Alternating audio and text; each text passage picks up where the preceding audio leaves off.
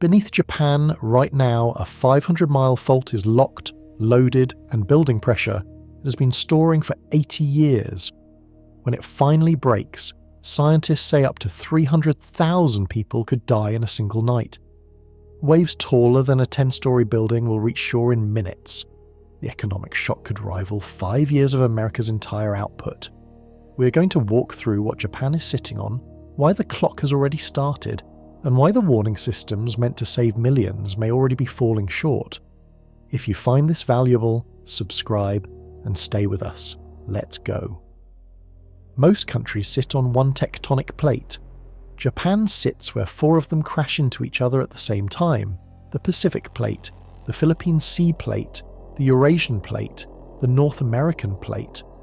All 4 meet beneath the Japanese archipelago, grinding, pushing and squeezing the land above them in a slow, relentless collision that never stops. The result is a country that shakes almost constantly. On average, Japan records around 1,500 earthquakes every single year. That works out to roughly 4 every single day. Most are small, many go unfelt. But the forces creating them are always building. To understand what that actually feels like, picture standing on a wooden floor while someone slowly jacks up one end of it. The floor doesn't crack immediately. It bends. It holds. The pressure builds over years, sometimes decades. Then, without warning, it snaps. Japan lives on that floor. The snapping has happened many times before, and the next snap may be the biggest one yet. Japan's shape itself tells the story.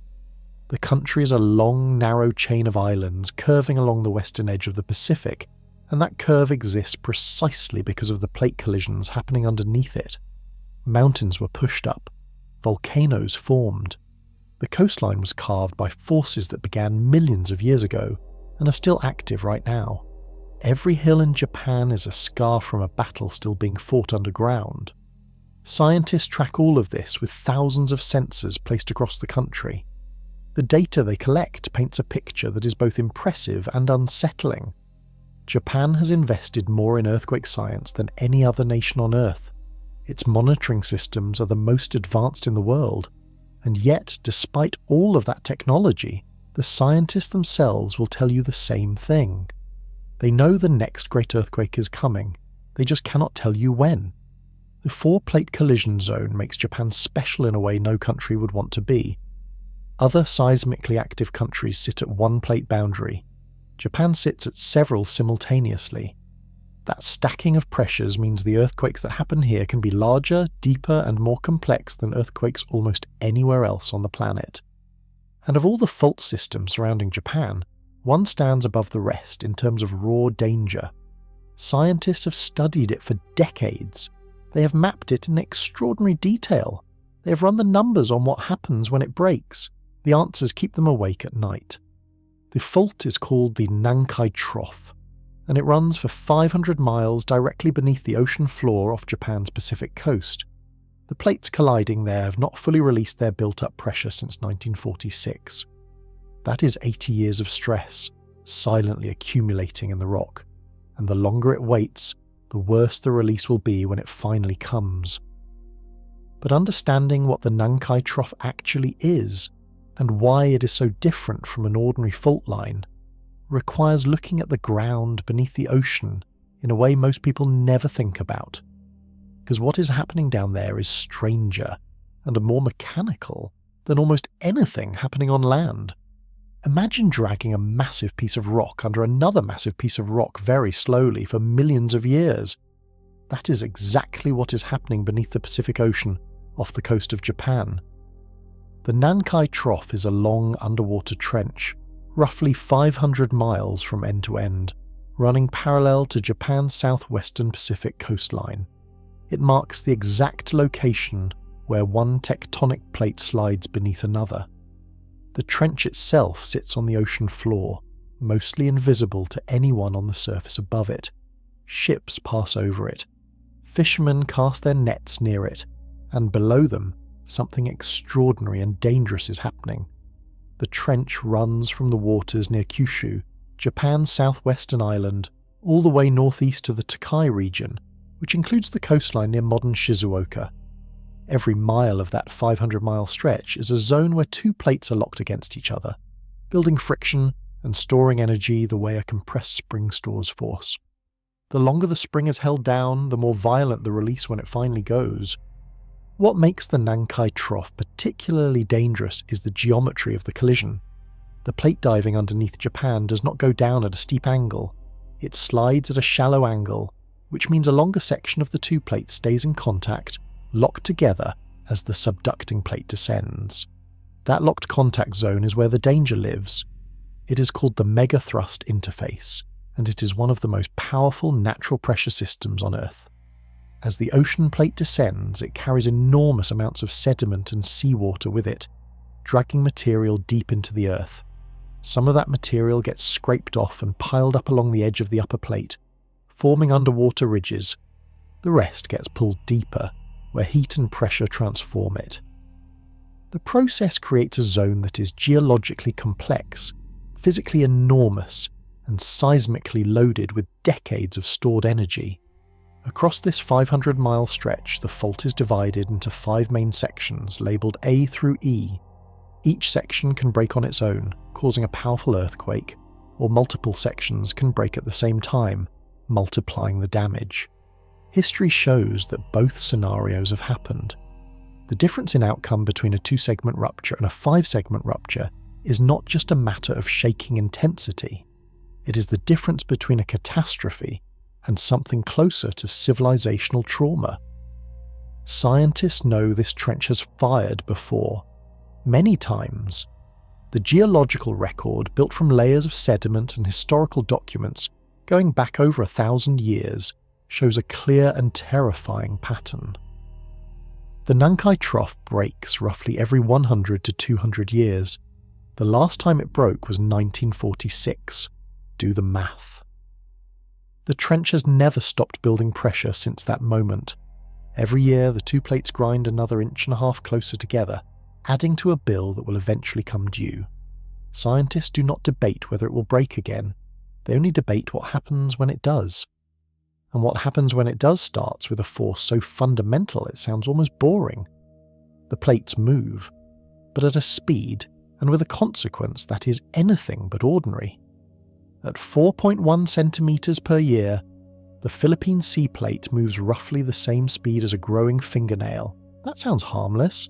It sounds almost laughable. A fingernail's width of movement per year, happening silently beneath miles of ocean water, in rock so deep no human has ever seen it directly. And yet that tiny annual movement is the engine driving one of the most dangerous geological systems on the planet. To understand why speed does not equal danger here, think about a car crusher. The crusher does not move fast. It moves slowly, steadily, with enormous force. What matters is the pressure it builds and the energy stored in whatever it is squeezing. The Philippine sea plate moves slowly, but it has been moving that slowly for millions of years, pressing against the edge of the Eurasian plate, and the interface between them has been locked in friction for decades without releasing. That lock is the key to everything. When two plates grind against each other freely, small earthquakes release stress regularly, in manageable amounts. But when the interface locks up, the plates stop sliding smoothly. They stick. One plate keeps pushing, the other holds. The energy that would have been released in dozens of small quakes gets stored instead, building in the rock like pressure in a sealed tank. Scientists can measure this accumulation with precision instruments called geodetic sensors, buried in the earth and mounted on the ocean floor. The data they gather is unambiguous. The rock along the Nankai Trough is being deformed by pressure. The land above the locked zone is slowly tilting. Coastal areas near the trough have dropped centimeters over the decades, bending under the load of the stress building beneath them. At roughly 4 centimeters per year, the plate movement adds up fast over time. Over 80 years since the last major rupture in 1946, the Philippine sea plate has pushed forward by about 11 feet. 11 feet of movement, completely absorbed into the locked fault zone with nowhere to go. Imagine stretching a rubber band across a room slowly for 80 years. The rubber band does not break the moment you start pulling. It stores the energy, it waits. And when it finally gives way, all of that stored energy releases instantly. When the Nankai megathrust finally ruptures, the ocean floor above the locked zone will jump. Sections of seafloor could rise by several feet in a matter of seconds. That sudden vertical movement displaces the enormous column of water above it. The ocean surface lifts, and that lift, spreading outward in all directions at the speed of a jet airplane, becomes a tsunami. The speed of the plate movement also determines how quickly the fault reloads after a rupture. Faster moving plates produce more frequent earthquakes at similar magnitudes. The Nankai system reloads fast enough that major ruptures have repeated every 100 to 200 years for over a millennium. The cycle has never stopped. And right now, the cycle is deep into its expected reload window. Every centimetre the plate moves forward is one more centimetre of pressure added to a fault already near its breaking point. Something about this system has refused to slip since 1946, and that refusal is exactly what makes the situation so dangerous. But pressure alone tells only part of the story. The shape of the fault and the way it is divided into sections determines whether the next rupture kills tens of thousands or hundreds of thousands. And that distinction is more complicated than most people realise. The Nankai Trough is not one fault. It is 5. Scientists divide the trough into 5 distinct segments, labelled A through E, each one corresponding to a different section of the locked plate boundary running along Japan's coast. Segment A sits near the western end, off Kyushu. Segment E sits at the northeastern end, off Shizuoka and the Tokyo region. Between them, segments B, C and D cover the rest, including the coastlines of Kochi, Mie and Wakayama prefectures. Each segment carries its own stress load. Each one can break on its own schedule, and the history of the Nankai Trough is largely a history of watching these segments break in different combinations, producing earthquakes of different sizes with different consequences. In the most common historical pattern, 2 adjacent segments break in quick succession. One goes, shaking the surrounding rock and shifting stress onto its neighbour, which then ruptures weeks or months later. This happened in 1944 and 1946, when the northeastern and southwestern segments broke roughly 2 years apart. Each event was devastating on its own. The combined sequence reshaped the coastline and killed thousands. But there is a rarer and far more dangerous scenario. All 5 segments can break together. When that happens, the earthquake produced is not just larger, it is an entirely different category of event. The fault length involved grows from roughly 200 miles to nearly 400 miles.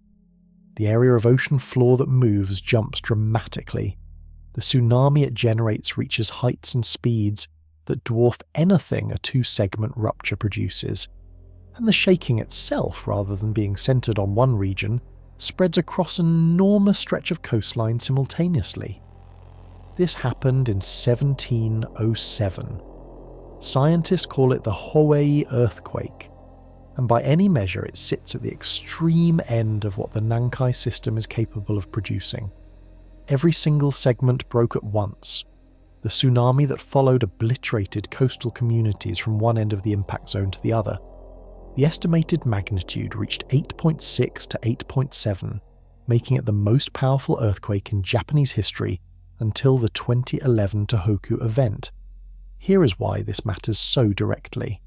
Japan's current worst-case models for the next Nankai rupture assume a magnitude 9 event involving a full multi-segment rupture. The projected death toll under that scenario reaches nearly 300,000 people. The direct economic damage is estimated at nearly $2 trillion. Those numbers assume all 5 segments break together. A 2-segment rupture would still be catastrophic. But the jump from 2 segments to 5 is the jump between a tragedy that Japan could recover from in a decade and a catastrophe that would reshape the country for a generation. Scientists cannot predict which scenario will occur. They can look at the historical record and estimate that roughly 1 in every 3 or 4 Nankai cycles produces a full multi-segment rupture. The last full rupture was in 1707. 300 years have now passed since then. That places the current moment squarely inside the window when a full rupture becomes statistically plausible again. Whether the next event involves 2 segments or 5 changes everything, and the fault is not giving any signals about which path it intends to take. What history does make clear, however, is that the Nankai Trough has never gone quiet for long. 1400 years of records prove that. And those records tell a story that is equal parts scientific achievement and very serious warning. Japan has been writing down its earthquakes for a very long time. Starting around 684, historical chronicles, monastery records and government documents began recording major earthquakes along the Nankai Trough.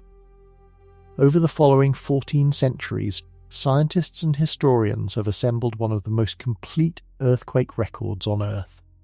The result is a pattern so consistent it can be described in a single sentence. The Nankai Trough produces a major rupture, on average, every 100 to 150 years. Without exception, without pause, for 1400 years straight. That consistency is extraordinary.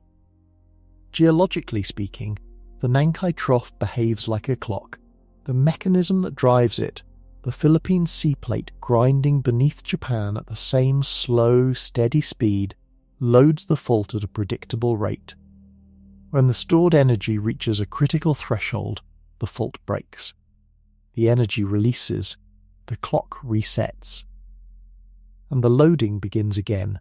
Across the full record, scientists have identified around 10 major Nankai rupture events going back to that first documented event in 684. The intervals between them vary, but they cluster tightly around the 100 to 200 year range. Some cycles were shorter, a few were longer, but none exceeded 200 years by much. The fault has never stayed locked indefinitely. It always breaks. The current interval since the last rupture in 1946 is 80 years. That places the Nankai system within its expected recurrence window, which means the next rupture is statistically due. Scientists are careful to say that overdue does not mean imminent. The fault could hold for another 50 years. Or it could break next month, but the historical pattern leaves no room for optimism about whether it will break. The only uncertainty is the timing. Sedimentary records add another layer to this picture. When a Nankai Megaquake strikes, it sends enormous turbidity currents rushing down the underwater slopes of the trough, depositing distinctive layers of sand and sediment on the ocean floor. Scientists can drill cores from that seafloor, pull up columns of sediment, and read the earthquake history like pages in a book. The layers match the historical records almost perfectly. 1400 years of written documents, confirmed by 1400 years of sediment deposits. 2 completely independent archives telling the same story. The sediment record also hints at something older and more alarming. Beneath the layers corresponding to the last 1,000 years, deeper cores show evidence of even larger ruptures, spaced further apart. These are the multi-segment events, the ones involving all 5 fault sections simultaneously. The sediment layers from those events are thicker, more widespread, and correspond to tsunamis far larger than anything in the recent historical record. The clock metaphor has a limit. A clock is precise. The Nankai Trough is not precise. It does not break on a fixed schedule. But the overall pattern is real, scientifically confirmed, and backed by 14 centuries of evidence. The trough will break again. The data is unambiguous about that. What the data cannot tell us is which version of the rupture is coming: the paired, two-segment version that struck in 1944 and 1946, or the full, all-five-segment version that struck in 1707. The difference between those two scenarios is measured in hundreds of thousands of human lives. To understand what the worst case actually looked like, we need to go back to that moment in 1707, when everything broke at once and the world above the trough changed in a matter of hours.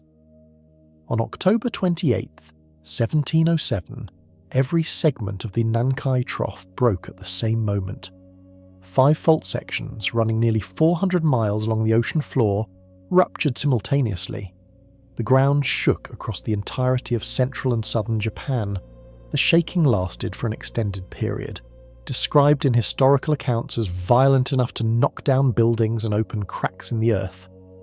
The magnitude, reconstructed by modern scientists from historical records and sediment data, reached an estimated 8.6 to 8.7. It remains the largest earthquake in Japanese history before the 2011 Tohoku event. The ocean responded within minutes.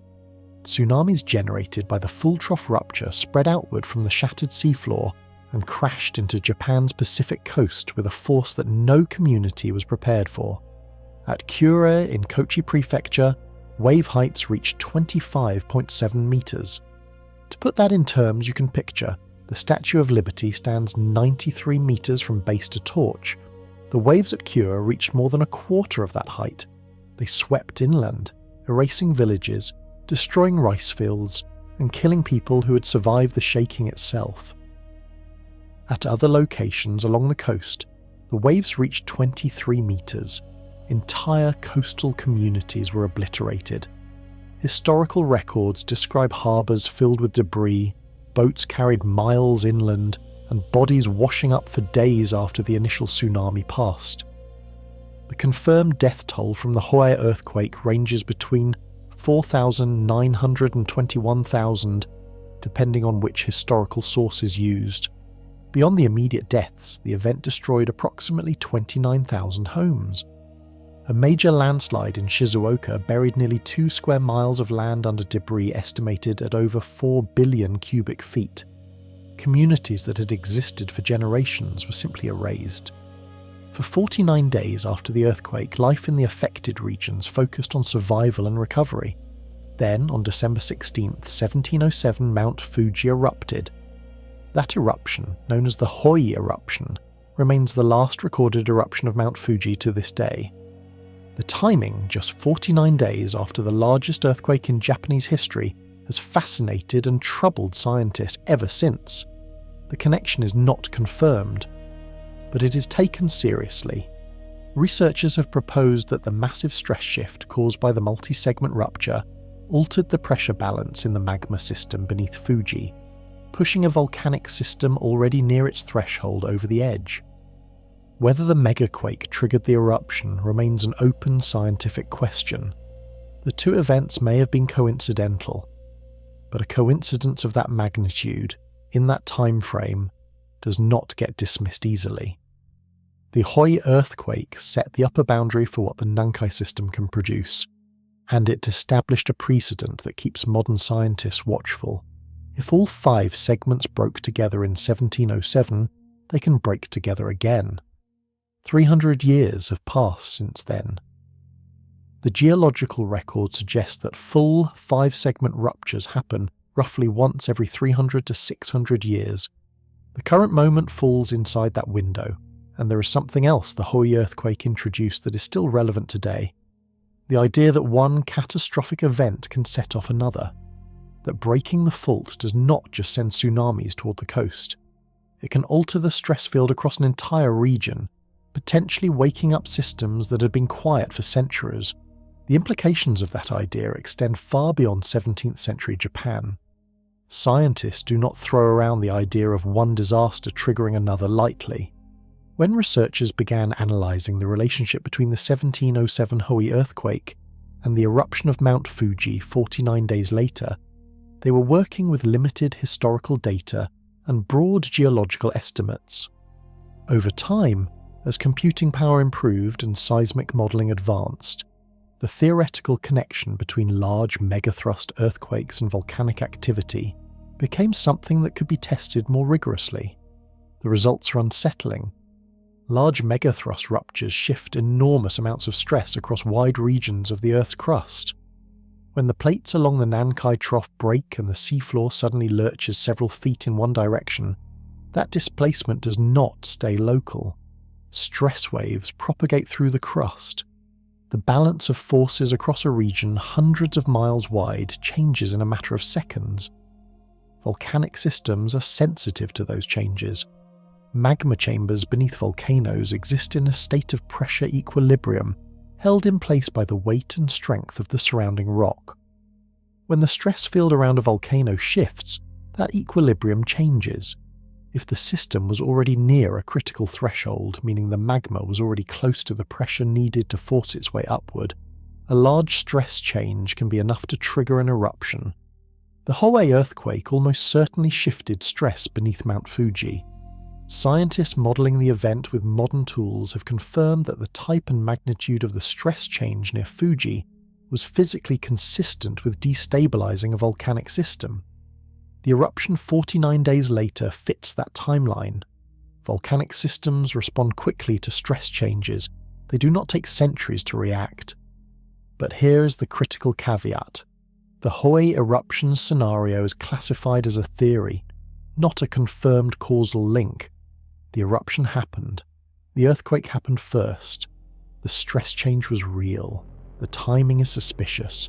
However, scientists cannot rule out coincidence, and the internal state of Fuji's magma system in 1707 is not directly measurable today.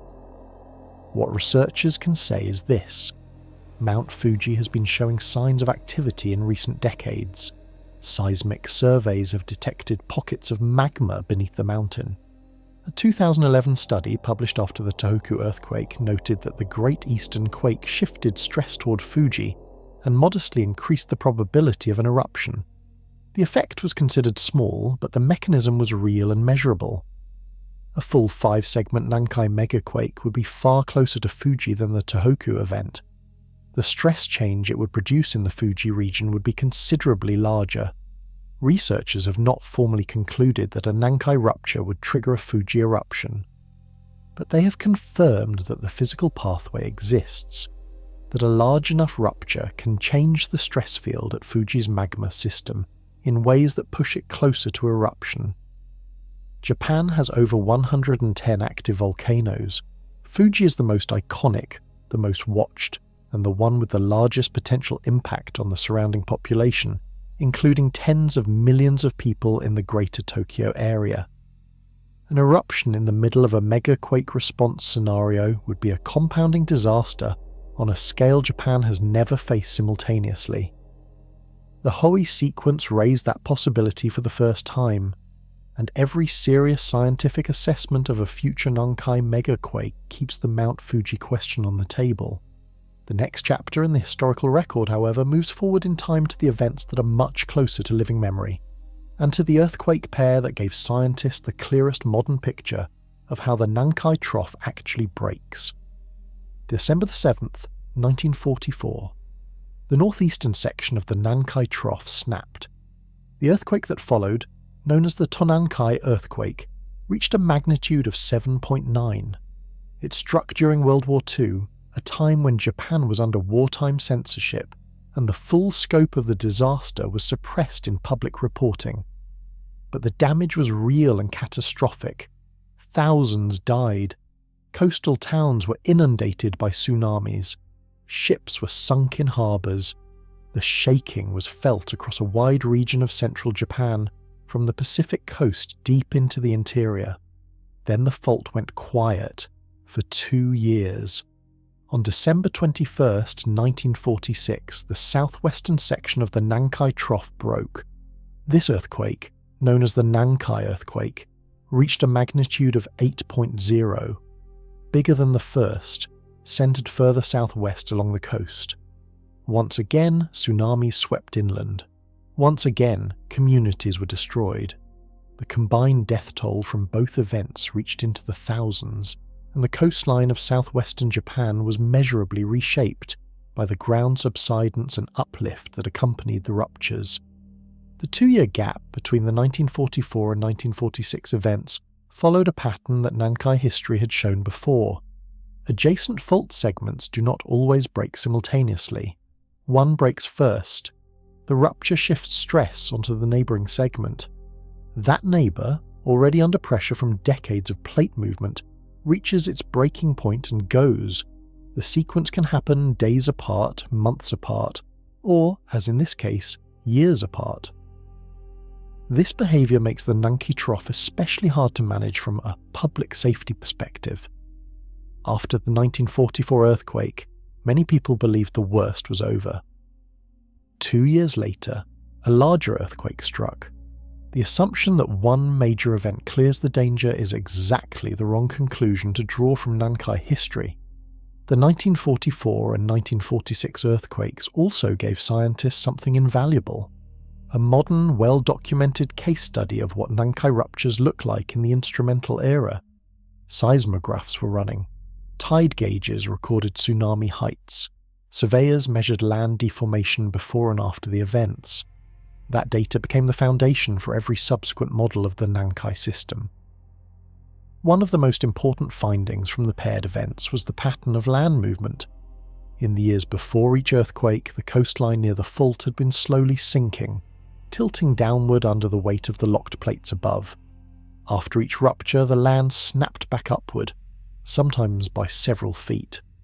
Scientists now use this signal, called interseismic strain, to monitor the current loading cycle, and the data shows that the coastlines near the Nankai Trough are currently in the sinking phase again. The geological record suggests the Nankai system has completed this loading and releasing cycle roughly 10 times in the last 1400 years. Each cycle ends the same way. The fault breaks, the ground shakes, the ocean heaves, and the coastline resets. Then the slow accumulation begins again. The 1944 and 1946 events added 2 more entries to that record, and they set the baseline against which every subsequent earthquake in Japan gets measured. The next entry in the record changed everything. Before March 11, 2011, Japan seismologists operated under a framework they trusted. The framework was called the Asperity Model. It held that specific fault zones produce earthquakes within predictable magnitude ranges. You study a fault, identify its history, determine the maximum size it has produced in the past, and use that as your upper limit for future planning. It was a rational, evidence-based approach, and it was catastrophically wrong. At 2:46 in the afternoon on March 11, 2011, a magnitude 9.0 earthquake erupted along the Japan Trench, the subduction zone off Japan's northeastern coast. It was the most powerful earthquake ever recorded in Japan. It was the 4th most powerful earthquake recorded anywhere on Earth in modern history. And it was far larger than any model had predicted was possible for that specific fault zone. The shaking lasted approximately 6 minutes. Entire coastlines dropped by several feet. The seafloor near the epicenter rose by roughly 26 feet in a matter of seconds, displacing the ocean above it and generating a tsunami that swept inland with a speed and height that overwhelmed every defense Japan had built. Seawall after seawall failed. Tsunami barriers that were designed to handle waves of a certain size were swallowed by water twice as high. In some locations, the tsunami reached 40 meters above sea level, roughly the height of a 12-story building. Towns that had existed for generations disappeared in minutes. Nearly 20,000 people died. The Fukushima Daiichi nuclear plant, struck by the tsunami, lost power to its cooling systems. 3 reactor cores melted down. The disaster became the worst nuclear accident since Chernobyl. As of 2026, approximately 27,000 people remained in evacuation, unable to return to their homes near the exclusion zone. For earthquake scientists, the Tohoku event was a humbling and revelatory moment. The fault had done something the model said it could not do. The magnitude 9 event forced a complete reassessment of subduction zone hazards across Japan and worldwide. If the Japan Trench could exceed its predicted maximum, what did that mean for the Nankai Trough? The answer arrived in the form of drastically updated hazard estimates. Japan's government convened expert panels. New models were built, incorporating the possibility of extreme multi-segment ruptures that previous frameworks had considered unlikely. The new worst-case projections for the Nankai Trough jumped dramatically. Death toll estimates rose. Economic damage estimates rose. Tsunami height forecasts for coastal communities rose. The 2011 earthquake did not just reshape Japan's coastline, it reshaped Japan's entire understanding of what its fault systems are capable of. Scientists stopped anchoring their upper limit predictions to the historical record and started asking a harder question. Given the geological forces at work, what is the absolute maximum this fault can produce? For the Nankai Trough, the answer to that question pointed toward a magnitude 9 event involving all 5 fault segments simultaneously, and that scenario became the new planning baseline.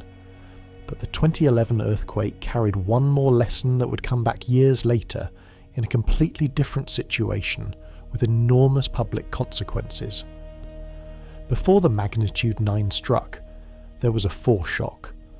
On March 9th, 2011, a magnitude 7.2 earthquake struck off the coast of northeastern Japan. Scientists recorded it. The Japan Meteorological Agency issued a tsunami warning. The waves that arrived were small, the warning was lifted, and within 48 hours the event was largely treated as routine. A significant earthquake, yes. But Japan experiences significant earthquakes regularly. The country returned to normal. 2 days later, the magnitude 9 came. The March 9th event was a foreshock. It preceded the most powerful earthquake in Japan's recorded history by 48 hours. But nobody knew it was a foreshock at the time, and that is not a failure of attention or competence. It is a fundamental limitation of earthquake science. In real time, a foreshock looks identical to a standalone earthquake. The only way to identify a foreshock is to wait and see whether a larger earthquake follows. By then, it is too late. This limitation sits at the centre of one of the most difficult problems in public safety. The science can tell you that a fault is loaded. The science can tell you the fault is overdue. The science cannot tell you that the earthquake rattling your windows right now is a preview of something far worse arriving in 48 hours. Japan's government spent the years after 2011 building a system designed to address exactly this problem. In 2019, the Japan Meteorological Agency formalized a new protocol, the Nankai Trough Megaquake Advisory. Under this system, if a significant earthquake occurs near the Nankai Trough, an expert panel convenes rapidly. If the panel determines the event elevated the probability of a subsequent megaquake, an advisory is issued to affected regions, calling for elevated readiness without ordering full evacuation. The system is designed to thread a needle. Full evacuation orders for dozens of millions of people create enormous economic disruption, potential accidents during mass movement, and public distrust if nothing follows. Simple silence after a significant earthquake near the trough ignores the possibility that it could be a foreshock to something catastrophic. The advisory system aims to split the difference, warn people to be ready, encourage emergency kit checks and evacuation route reviews, stop short of triggering a mass exodus, and then monitor closely for any sign that the fault is about to break on a larger scale. In theory, the system is a reasonable response to an impossible problem, but in practice, it was about to be tested for the first time in a way that revealed serious gaps between the system's design and the public's ability to understand what an advisory actually means. That first test came in August 2024, and the response to it told scientists and officials something important about the enormous distance between issuing a warning and actually preparing people for what could follow. Japan's Earthquake Research Committee does not guess, it calculates. Every year, the committee reviews the accumulated seismic data, the plate movement measurements, the historical recurrence records, and the current state of the fault.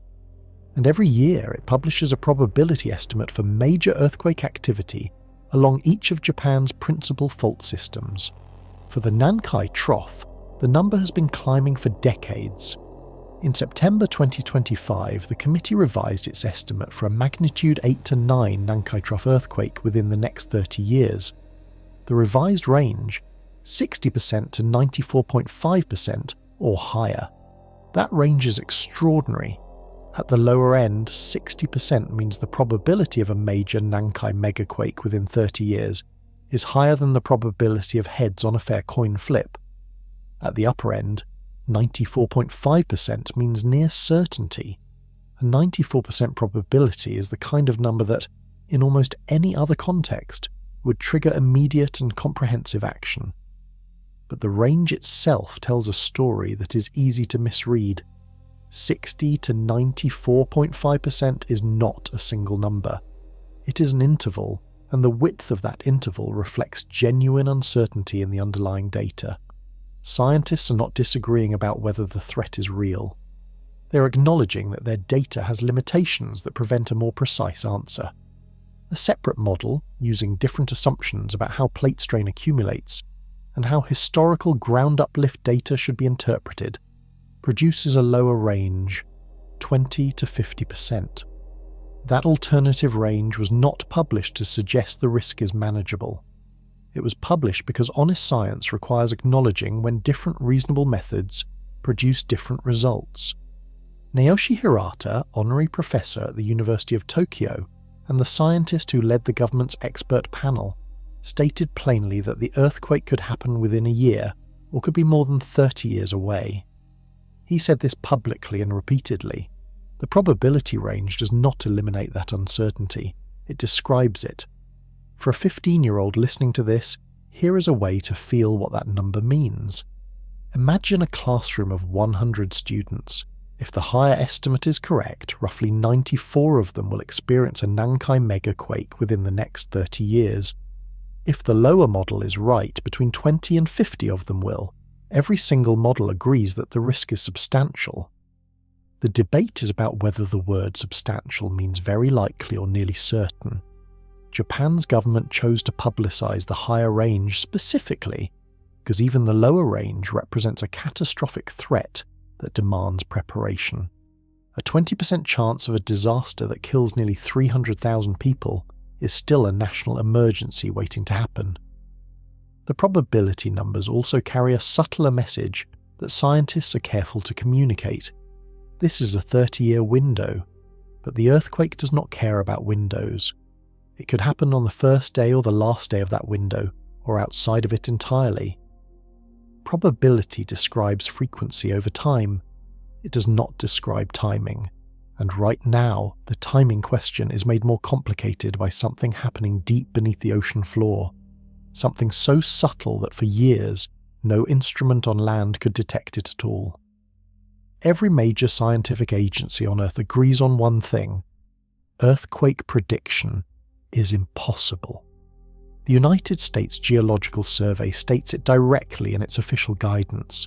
Japan's own meteorological agency has publicly acknowledged the extreme uncertainty in its advisory systems. No scientist, no government, no instrument array in existence can tell you that a specific earthquake will strike a specific location at a specific time. The physics of fault rupture make that level of precision fundamentally unreachable with current science. This is frustrating for everyone, including the scientists themselves. Japan has invested extraordinary resources into understanding the Nankai Trough. The country has drilled boreholes into the seafloor directly above the fault. It has placed sensors inside those boreholes to measure temperature, pressure, and fluid chemistry changes in the rock. It has deployed ocean bottom seismometers, GPS sensors on land, and satellite-based ground deformation monitors. The data flowing in from all of these systems is more detailed and more comprehensive than anything collected at any other fault system in the world, and still no prediction. The fundamental problem is how earthquakes actually begin. A rupture does not announce itself with a slow, observable build-up that sensors can catch in advance. The chain of events that leads from a locked fault to a catastrophic rupture happens on timescales and at spatial scales that current instruments cannot fully resolve. The fault may stay locked for decades, then release in milliseconds. The transition between those two states is essentially invisible until it happens. There is a second problem layered on top of the first. Not all seismic activity near a fault zone leads to rupture. Small earthquakes happen regularly near the Nankai Trough. Slow tremors occur. Pressure changes in fluids deep in the rock create subtle signals. Any one of these might be a warning of something larger, or it might be completely routine activity that will dissipate on its own. In real time, there is no reliable way to tell the difference. The August 2024 advisory illustrated this problem vividly. A magnitude 7.1 earthquake struck near the edge of the Nankai Trough. The expert panel convened. The advisory was issued, covering 707 municipalities across 29 prefectures. 1 week later, the advisory was lifted with no major follow-on activity. The probability of a megaquake in the days following the smaller event was elevated, but still low in absolute terms. The system worked as designed, but it also demonstrated that even a first-ever advisory can resolve without catastrophe. Robert Geller, a seismology professor at the University of Tokyo, publicly criticized the advisory system's scientific basis. His core argument: distinguishing foreshocks from standalone earthquakes in real time is impossible, and issuing advisories based on that distinction gives the public a false sense of scientific precision where none exists.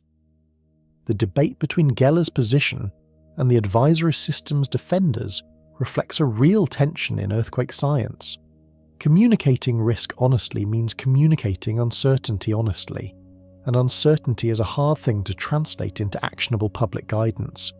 What scientists can say with confidence is this: the fault will break, the break will be severe, and the difference between preparation and lack of preparation will determine whether the death toll reaches tens of thousands or hundreds of thousands. That message does not require a precise prediction. It requires taking the probability seriously while the fault is still quiet. But beneath that quiet, something remarkable was discovered in 2025. Something that changed how scientists understood what the fault was doing between ruptures. In 2015, the Nankai fault moved. Nobody felt it. No buildings shook. No tsunami warning was issued. The movement happened silently, deep beneath the ocean floor, along the shallower section of the fault closest to the seafloor surface.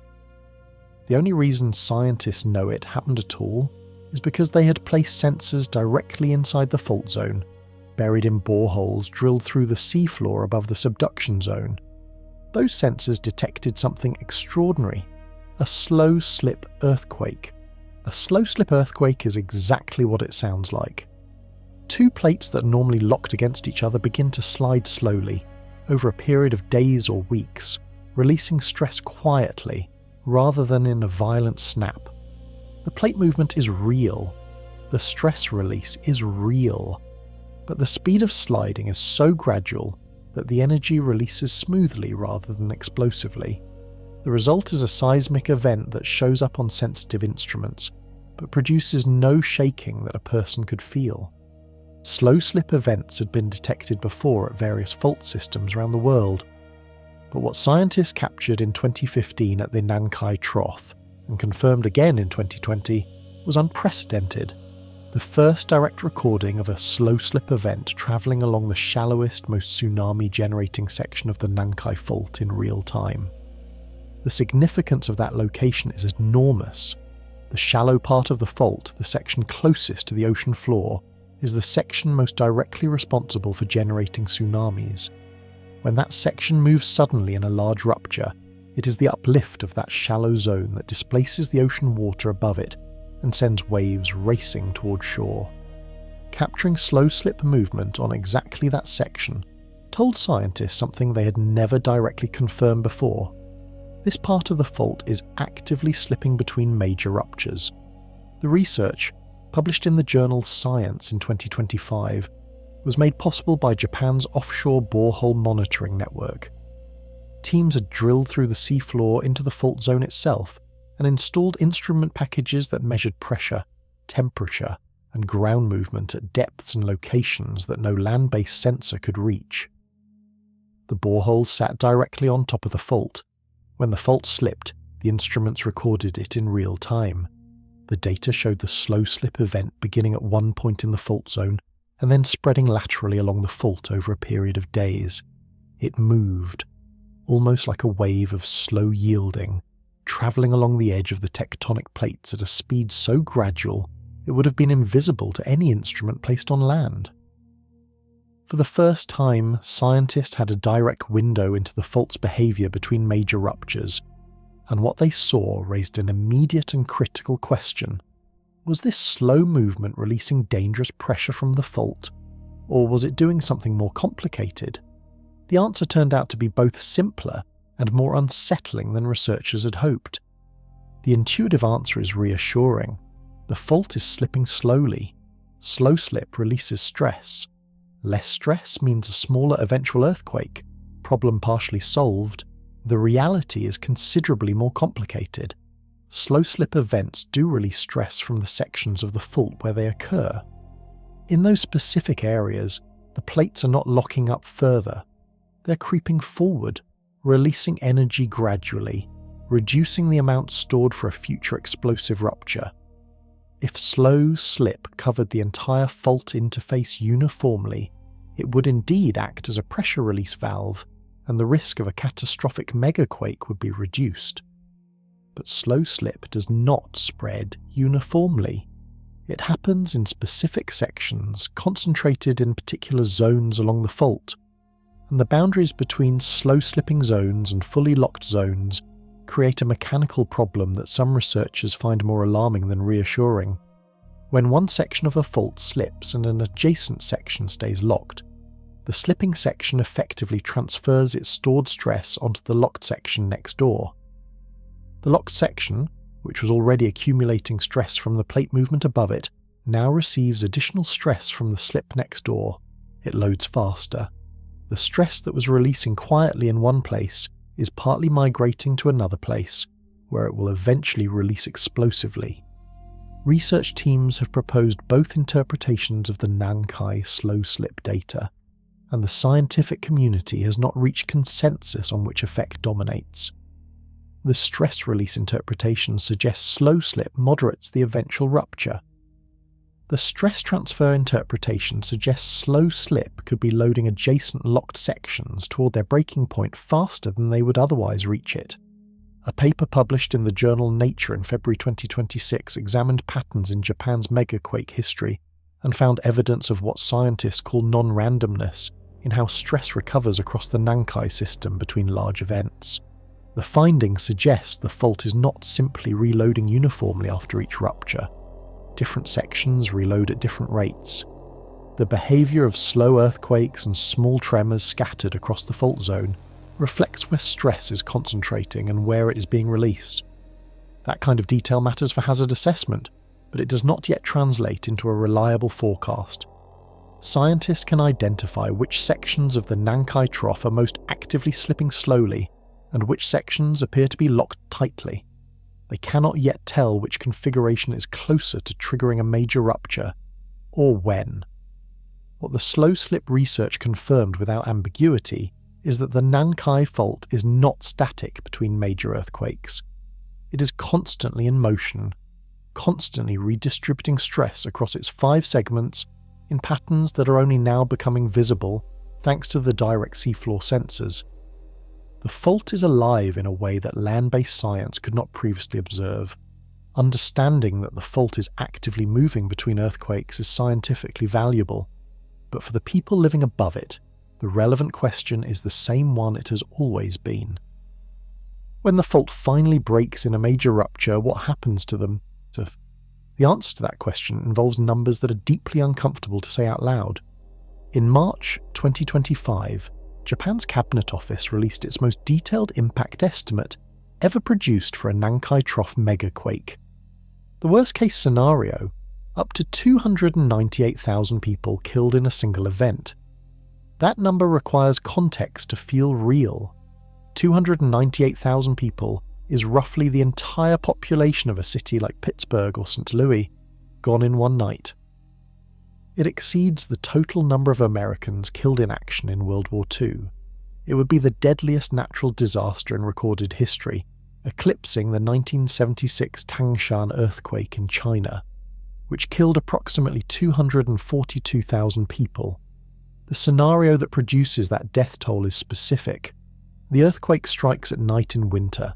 It reaches a magnitude of 9, involving a full multi-segment rupture. Residents along the coast are asleep.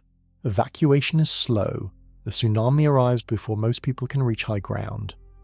The government's models break down the projected deaths by cause. The majority die from tsunami inundation.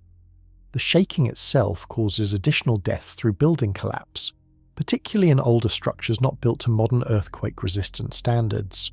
A third category accounts for approximately 52,000 deaths. People who die in the aftermath from untreated medical conditions, hypothermia, and the overwhelming collapse of emergency services across multiple prefectures simultaneously. That third category is often overlooked. The earthquake does not just kill people in the first minutes and hours. It kills people in the days and weeks that follow, when hospitals are destroyed, roads are blocked, and emergency responders are stretched beyond their capacity across an impact zone hundreds of miles wide. An estimated 1.23 million people would be forced into evacuation. 10% of Japan's entire population displaced simultaneously, competing for shelter, food, water, and medical care in a region where much of the infrastructure no longer exists. The logistical challenge of managing that scale of displacement would be unlike anything Japan or any other country has faced in modern times. The government's report also identified specific communities facing the highest tsunami risk. Coastal towns in Kochi, Wakayama, Shizuoka, Mie, and Tokushima prefectures face projected wave heights ranging from roughly 30 to over 100 feet. For many of these communities, the ocean is visible from their front doors. The time between the earthquake and the tsunami's arrival would be measured in minutes. Government modelling shows that if every coastal resident evacuated immediately upon feeling the first shaking, tsunami deaths could be reduced by 70%. That single behavioural change, nothing else, no new infrastructure, no new technology, just immediate movement, would save more lives than almost any other intervention available. The challenge is that immediate evacuation does not reliably happen, and the reason it does not comes down to something the 2011 disaster demonstrated with devastating clarity. 34 metres. That is the height of the tsunami wave forecast for the town of Kuroshio in Kochi Prefecture when the Nankai Megaquake finally strikes. 34 metres is roughly 111 feet. It is higher than a 10-storey building. It is over 3 times the height of the tsunami that destroyed communities during the 1944 event.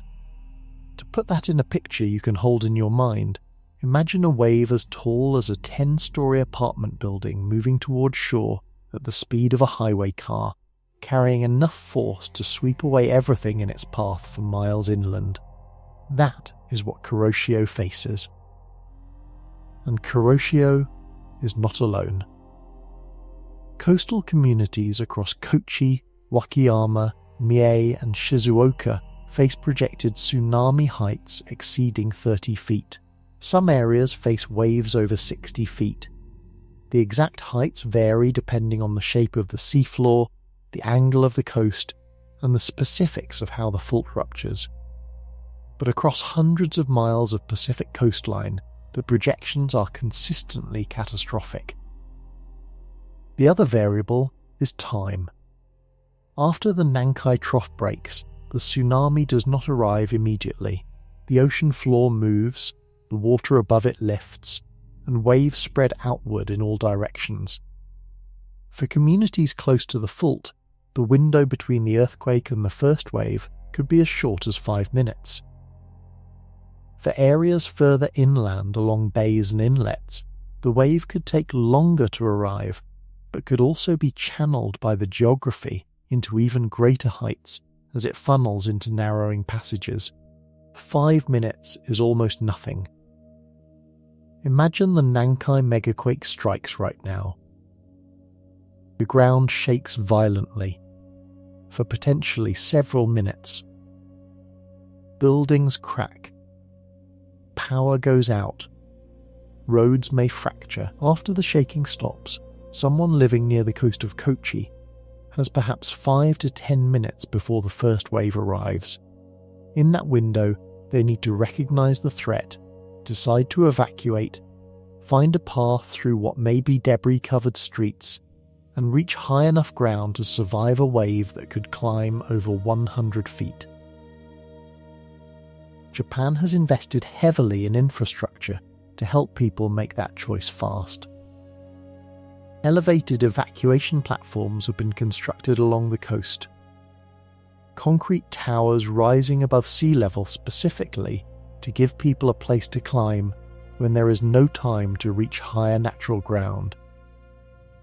Tsunami hazard signs mark routes leading uphill. Automated warning sirens are installed in coastal communities, but infrastructure only works if people use it immediately. The 2011 disaster, despite all of Japan's preparation, revealed a sobering truth. A significant portion of the population in at-risk zones did not evacuate quickly enough. Some did not evacuate at all.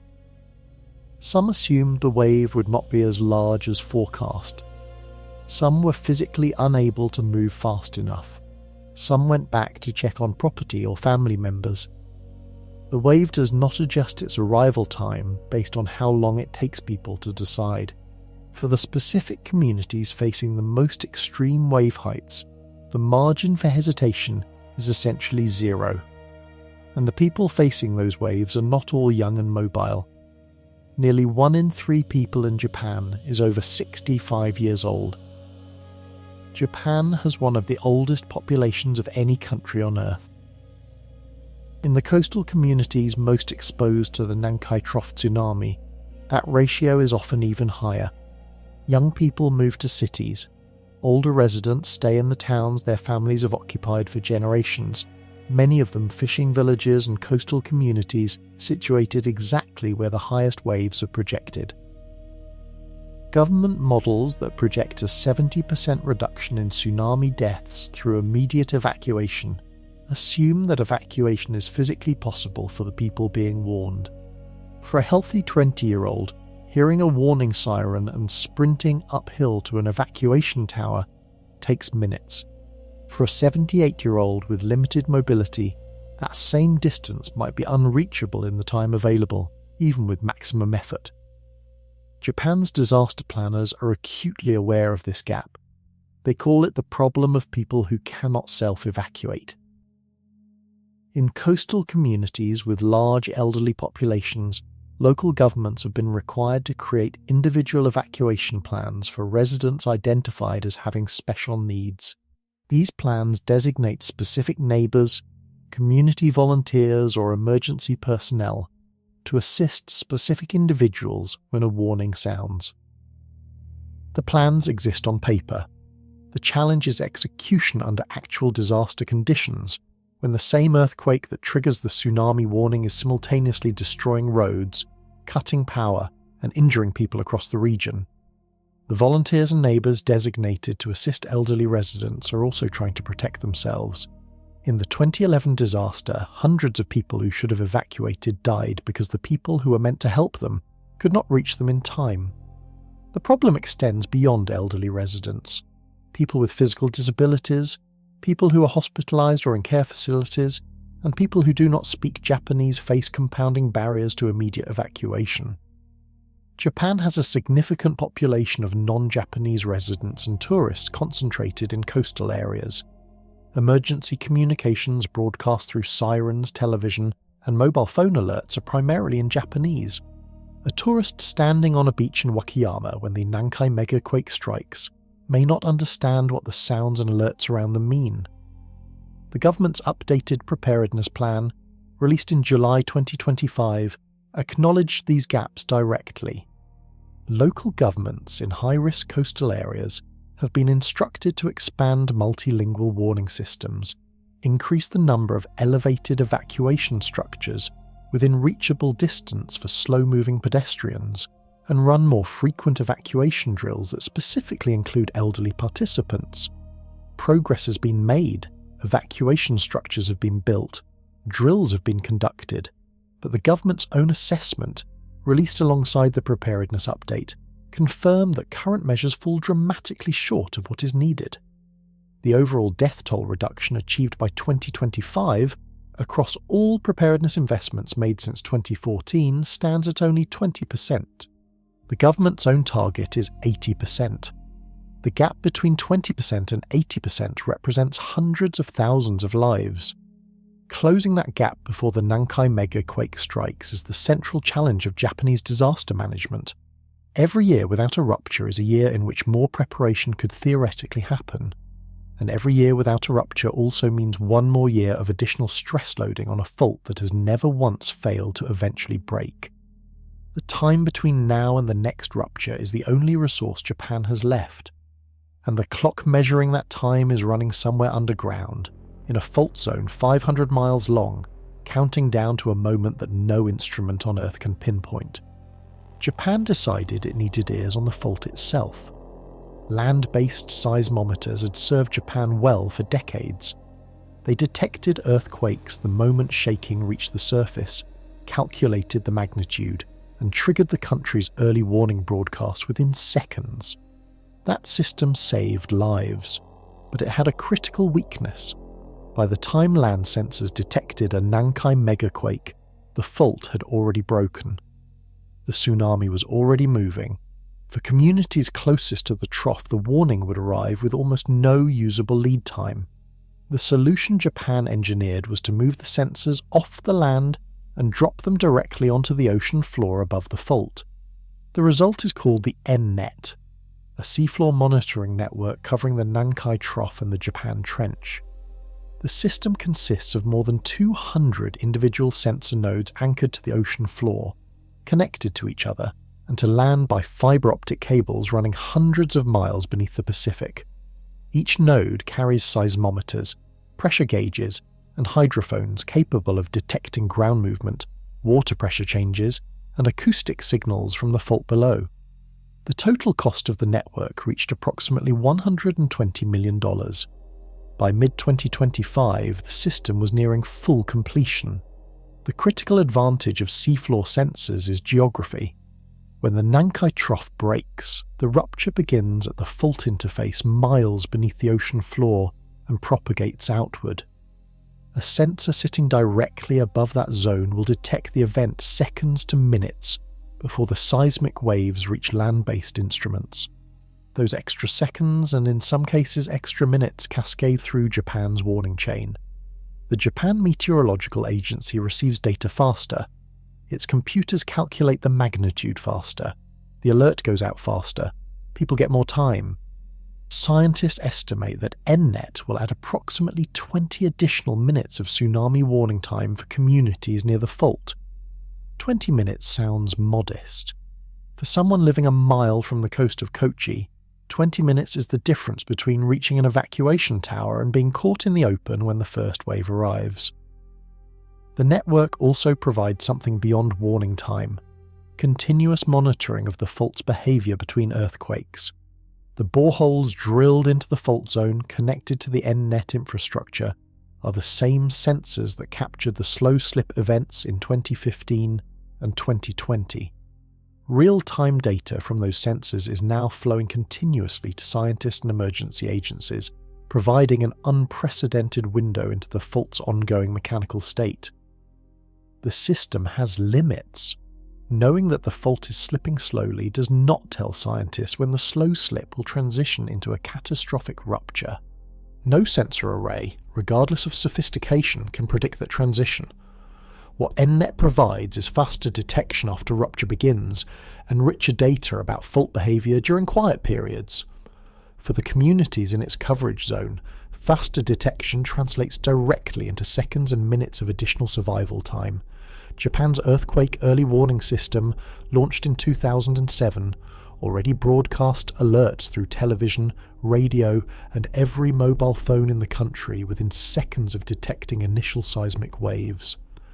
NNet feeds into that system, pushing the detection point closer to the rupture source and shaving time off the gap between the fault breaking and the warning reaching a phone screen. The network represents one of the most sophisticated pieces of disaster infrastructure ever built, but it is a warning system. It tells people to run. Whether people actually run, and how fast, and whether the infrastructure around them survives long enough to help them, depends on a different set of problems entirely. Some of those problems became visible in the summer of 2024, when Japan used its warning system for the first time in a way nobody had ever tested before. On August 8, 2024, a magnitude 7.1 earthquake struck the Hyuga-Nada Sea off Miyazaki Prefecture. The location mattered immediately. Miyazaki sits along the western edge of the Nankai Trough. A significant earthquake at the edge of the trough was exactly the scenario Japan's advisory protocol had been designed to address. Within hours of the earthquake, the Japan Meteorological Agency convened its emergency expert panel and made a decision that had never been made before. It issued a Nankai Trough Megaquake advisory. The advisory covered 707 municipalities across 29 of Japan's 47 prefectures, an area home to tens of millions of people.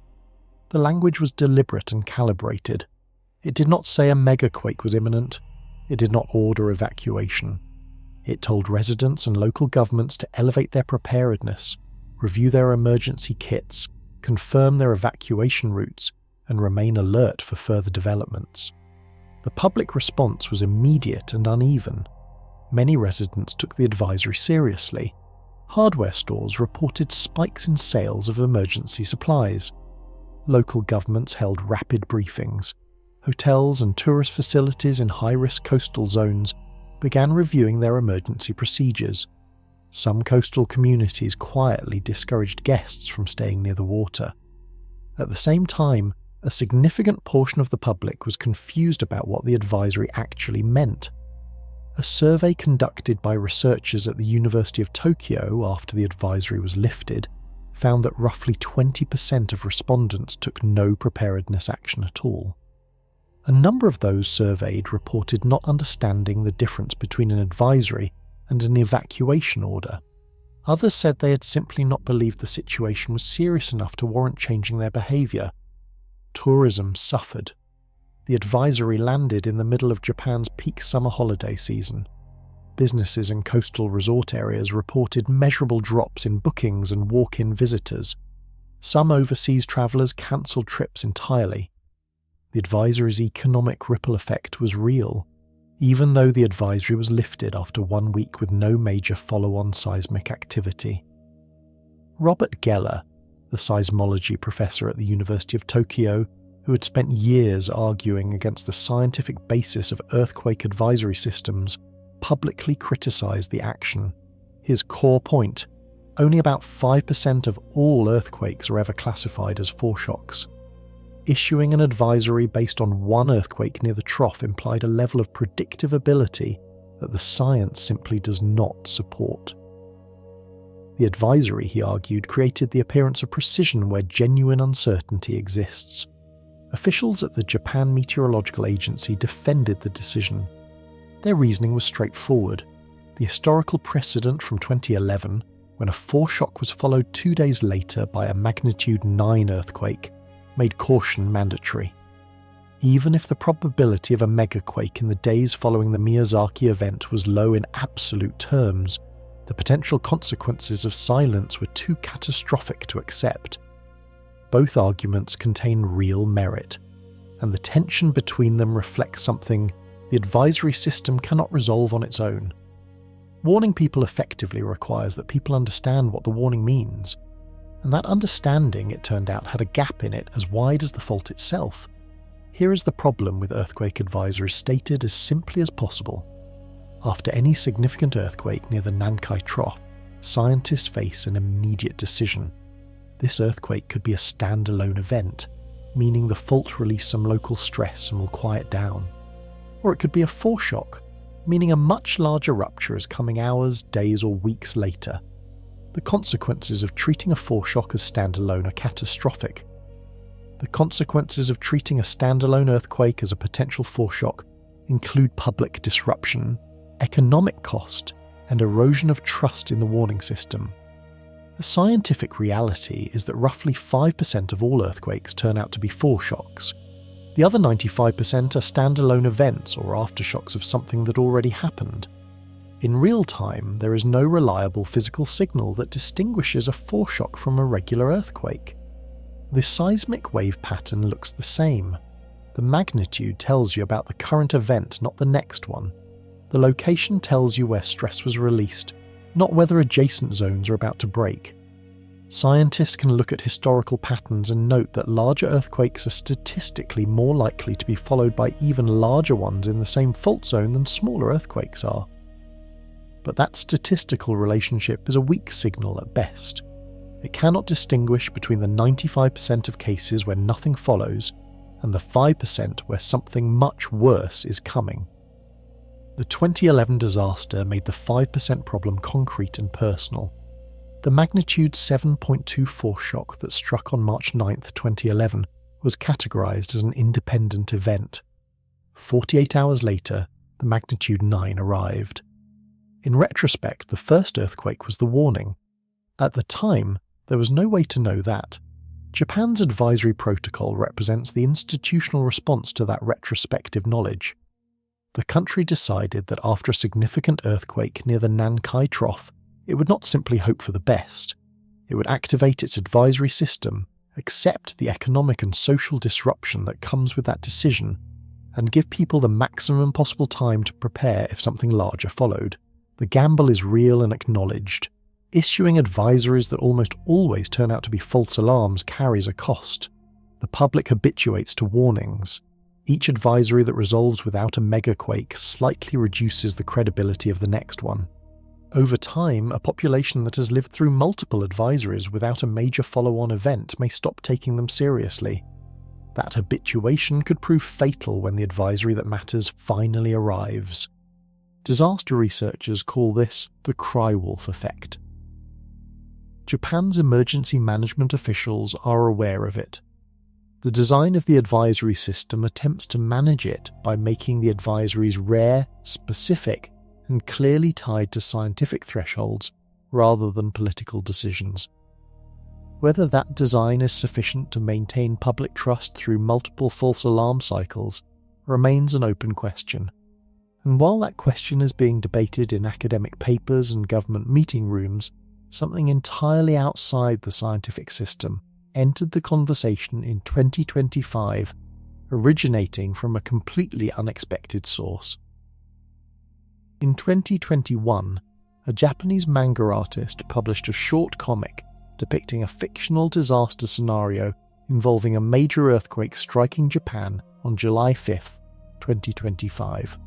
The manga was a creative work. It made no scientific claims. Its author did not claim predictive ability. The scenario was constructed as a narrative device, the kind of disaster fiction that Japan, given its seismic history, has a long tradition of producing. The comic circulated online and was largely forgotten by most readers after its initial release. Then, as July 2025 approached, the comic resurfaced on social media. What happened next illustrates something important about how disaster information spreads in the modern world, and how it competes with, and sometimes overwhelms, actual science. The manga's fictional date began circulating on social media platforms, initially in Japan, and then rapidly across Asia.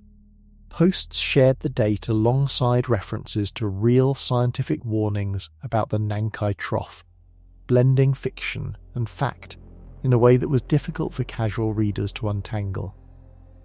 By June 2025, the rumour had reached a scale that produced measurable real-world consequences.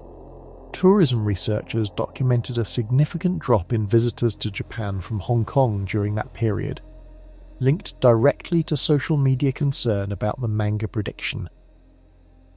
Hotels in coastal regions reported inquiries from travellers asking whether it was safe to visit Japan in early July. Japan's government and scientific agencies issued public statements clarifying that the manga contained no scientific content and that no credible prediction of any earthquake on any specific date was possible. The Japan Meteorological Agency restated its position that earthquake prediction with specific time and location accuracy remains scientifically impossible. July 5th, 2025 passed without a major earthquake. The manga episode did not end when the date passed. It revealed a persistent gap between scientific communication and public understanding of earthquake risk. Millions of people who were not moved to prepare by official government advisories, probability estimates, and documented scientific research were moved to consider their safety by a fictional comic.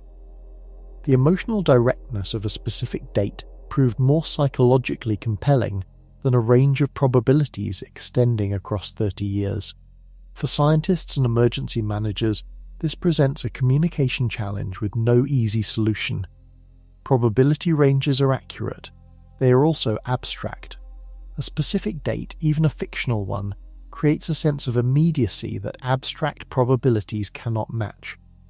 Japan's actual risk of a Nankai megaquake is backed by 1,400 years of geological evidence, decades of instrumental monitoring, and the consensus of virtually every earthquake scientist who has studied the system.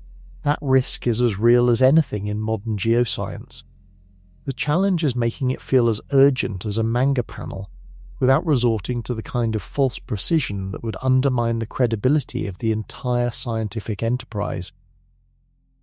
Meanwhile, the economic stakes of what is actually coming, when the real event finally arrives, make the disruption caused by the manga look microscopic by comparison. The Japanese government calculated what the Nankai megaquake would cost, and then updated the number in March 2025 after realizing the previous estimate was too low. The updated figure for direct economic damage, 270.3 trillion yen. At current exchange rates, that translates to approximately $1.81 trillion. That single number represents the cost of physical destruction alone: buildings flattened, factories reduced to rubble, roads shattered, port facilities swept away, bridges collapsed, utility networks destroyed across hundreds of miles of the most economically productive coastline in Asia. To feel the scale of that number, consider this comparison. The entire annual economic output of a country like Australia, one of the wealthiest nations on Earth, runs roughly $1.7 trillion per year. The direct damage from a single Nankai megaquake would exceed that in one event. The increase from the previous government estimate of 214.2 trillion yen was driven by two factors. First, inflation has driven up the replacement cost of everything the disaster would destroy. Buildings that cost a certain amount to build in the prior estimate now cost more to rebuild. Infrastructure materials and labour have become more expensive. Second, updated terrain data expanded the area identified as vulnerable to tsunami flooding, adding more assets to the damage calculation. The geographic concentration of Japan's economy amplifies the destruction. The Tokai, Kinki and Chukyo regions, which sit within the projected impact zone, house a disproportionate share of Japan's industrial output. Major automotive manufacturers have production facilities in Shizuoka. Electronic suppliers operate throughout the region. Specialty chemical producers, precision equipment manufacturers, and export-oriented businesses cluster along the Pacific coast precisely because of the ports that make shipping efficient. When those ports are destroyed, and those factories are flooded, and those roads are impassable, the economic damage reaches beyond Japan's borders. Global supply chains for automobiles, electronics, and industrial components would fracture. countries that import Japanese manufactured goods would face shortages. Companies worldwide that rely on Japanese suppliers would halt production lines waiting for parts that are no longer being made. The $1.81 trillion figure does not capture any of that secondary global economic disruption. It counts only the physical damage within Japan itself. The government estimates that a targeted infrastructure investment of roughly 58 trillion yen spent on seawalls, evacuation structures, port hardening, and earthquake-resistant building upgrades could reduce total damage by approximately 396 trillion yen. The return on that investment works out to roughly $7 of damage prevented for every $1 spent. Japan's government is using that calculation to argue for accelerated spending before the fault breaks. The direct damage number is staggering, but it covers only the immediate physical cost of the event itself. The longer the camera pulls back, the larger the picture becomes, and one team of engineers decided to calculate the full picture all the way out to the end. The Japan Society of Civil Engineers did not stop at direct damage. In June 2025, the organisation published its estimate of the total economic cost of a Nankai Trough megaquake, including everything that follows the initial destruction through the full recovery period. The number they arrived at was 1.47 quadrillion yen. A quadrillion is 1,000 trillion. 1.47 of them, in dollars, works out to roughly $10 trillion. That is approximately 5 times Japan's entire annual economic output. It is larger than the gross domestic product of every country on Earth except the United States and China. The civil engineers arrived at this number by modelling the recovery trajectory after a Nankai Megaquake and projecting its effects over 22 years. The 22-year timeline was derived from Japan's experience rebuilding after the 2011 Tohoku earthquake, scaled up to match the far larger geographic and economic scope of a Nankai event. The $10 trillion total breaks into 2 main components. Direct asset losses, meaning the physical destruction of buildings, infrastructure and property, account for roughly 225 trillion yen. The remaining 1.241 quadrillion yen represents long-term economic stagnation, the compounding loss of production, trade, employment and economic activity that flows from having destroyed manufacturing capacity, broken transportation networks and displaced populations for 2 decades. That second component, the stagnation cost, is the number most people do not think about when they imagine a disaster. The earthquake happens in a day. The economic consequences continue for a generation. Factories that are destroyed stop producing. Workers who are displaced stop earning and spending. Tax revenues fall as economic activity collapses. Government spending on reconstruction crowds out other investments. Interest on disaster-related debt accumulates. The wound keeps bleeding long after the dramatic first moments of the crisis have passed. Japan's experience after the 2011 Tohoku earthquake demonstrated this pattern on a smaller scale. Entire regional economies in northeastern Japan contracted sharply and took years to return to their pre-disaster trajectories. Some communities never fully recovered. The affected region's population shrank as displaced residents rebuilt their lives elsewhere rather than returning to what had been their hometowns. Multiply that experience across a disaster zone 5 times larger, affecting economic infrastructure 5 times more valuable, and the 22-year recovery estimate becomes plausible. Some economists argue it could be optimistic. The civil engineers also calculated the value of prevention. Their model found that a 58 trillion yen infrastructure investment before the earthquake could reduce total long-term damage by approximately 300 and 96 trillion yen. Phrased differently, spending now could save roughly 7 times the investment in avoided future damage. That math has not yet translated into spending fast enough to close the gap before the fault breaks. Japan's preparedness plan, updated in July 2025, acknowledged the shortfall directly. The country is building. But the fault is not waiting, and while the economic numbers are enormous, there is one specific location in the impact zone that carries a danger that cannot be measured purely in dollars, a place where the convergence of earthquake risk and nuclear infrastructure has created a situation that is, by any honest assessment, deeply alarming. Before the Megaquake happens, Japan has a window. The fault is not broken, the tsunami has not arrived. The factories are still running, the roads are intact, and the coastal communities are still standing.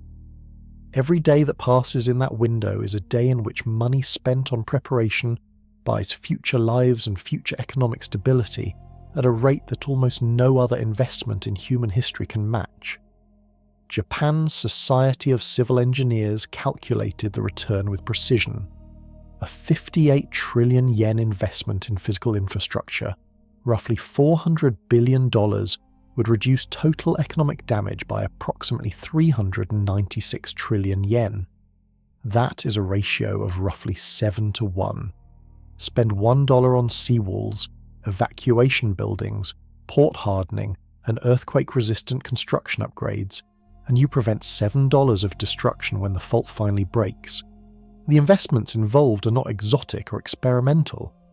They are proven engineering solutions, reinforced seawalls built to higher wave height standards than current structures, elevated evacuation towers placed within reachable distance of every high-risk coastal community, port facilities engineered to remain functional after major shaking, so rescue supplies can arrive and economic activity can resume faster, building retrofits that bring older residential and commercial structures up to modern earthquake-resistant standards, reducing collapse rates during the shaking phase before the tsunami even arrives.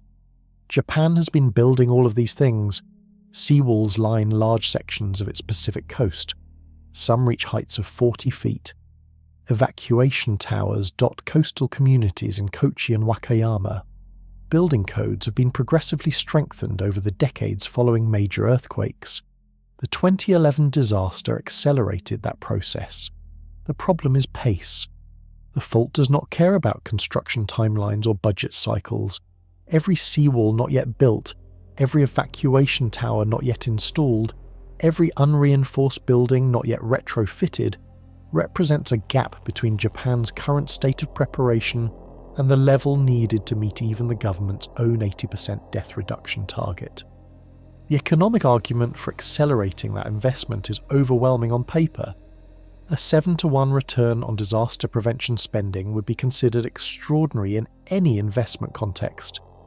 But government infrastructure spending operates under constraints that pure economics cannot resolve. Construction capacity is finite. Budgets compete with other priorities. Political cycles create pressure for short-term spending over long-term infrastructure investment. And the fault's exact timing remains unknown, which creates a psychological tendency to treat the threat as something that can wait one more year. Every year of waiting adds pressure to the fault and reduces the time available for preparation. Japan's updated preparedness plan, released in July 2025, explicitly called for accelerated construction and more frequent drills. Prime Minister Shigeru Ishiba framed the challenge directly, calling for the entire country, government, businesses, municipalities, and private citizens to work together to save as many lives as possible. The engineering opportunity is clear, the economic case is clear, the scientific urgency is clear. What remains is the harder problem, turning clarity into action fast enough to matter. And directly within the impact zone of the coming megaquake, one location makes that urgency sharper and more troubling than almost anywhere else. The Hamaoka nuclear plant in Shizuoka Prefecture is not near the Nankai Trough. It sits directly above it. The plant, operated by Chubu Electric Power, occupies a stretch of coastline roughly 125 miles west of Tokyo. Beneath the ground, under its reactor buildings, the Philippine Sea Plate grinds against the Eurasian Plate along the same fault interface that has produced catastrophic earthquakes for 1400 years. Japan's own government forecasts assign an 87% probability of a powerful earthquake striking the Hamoka area specifically, the highest site-specific earthquake probability assigned to any nuclear facility in the country. After the 2011 Fukushima disaster, Japan temporarily shut down its nuclear fleet for safety reviews. Hamoka was among the plants ordered offline in 2011 by then Prime Minister Naoto Kan, who cited the extreme seismic risk directly. The plant has not returned to full operation since, but it still holds nuclear fuel and requires ongoing management of its cooling systems and stored radioactive material. In January 2026, Japan's Nuclear Regulation Authority halted safety screening for 2 of Hamaoka's reactors after a discovery that sent shockwaves through the country's already strained nuclear regulatory system. Chubu Electric had fabricated seismic safety data. For years, the company had systematically submitted documents that understated the earthquake hazard at the site, misrepresenting the results of safety analyses in its filings with regulators. The Nuclear Regulation Authority's chair called the conduct outrageous and a serious challenge to safety regulation. Chubu Electric's president acknowledged the falsification publicly and apologized. Regulators suspended the safety screening process that would have been required before any restart of the plant's reactors. The scandal landed with particular force because it echoed the pre-Fukushima regulatory failures so precisely. In the years before the 2011 disaster, Tokyo Electric Power Company had similarly underestimated the tsunami risk at Fukushima Daiichi. Internal analyses that pointed to extreme vulnerability were not adequately acted upon. The regulatory system that was supposed to catch those failures did not. 3 reactors melted down. At Hamoka, the same pattern appeared in a different form. The operator, facing extraordinary seismic risk, produced documentation that made the risk appear more manageable than honest analysis supported. A regulator that was supposed to verify those numbers did not catch the falsification for years. The implications extend beyond Hamoka. If one nuclear operator fabricated seismic data at a plant sitting above a known megathrust fault, the question of whether other operators have done the same at other sites does not answer itself automatically. Japan has dozens of nuclear facilities. Several site within the projected impact zone of a Nankai megaquake. The confidence that their safety documentation accurately represents their vulnerability depends on a regulatory system that the Hamaoka scandal revealed to have critical gaps. A Nankai megaquake striking while Hamaoka holds radioactive material without adequate tsunami protection would create a compounding disaster scenario that Japan has already experienced once and has invested enormously to prevent from happening again. The Fukushima exclusion zone, 15 years after the disaster, still holds approximately 27,000 people in displacement.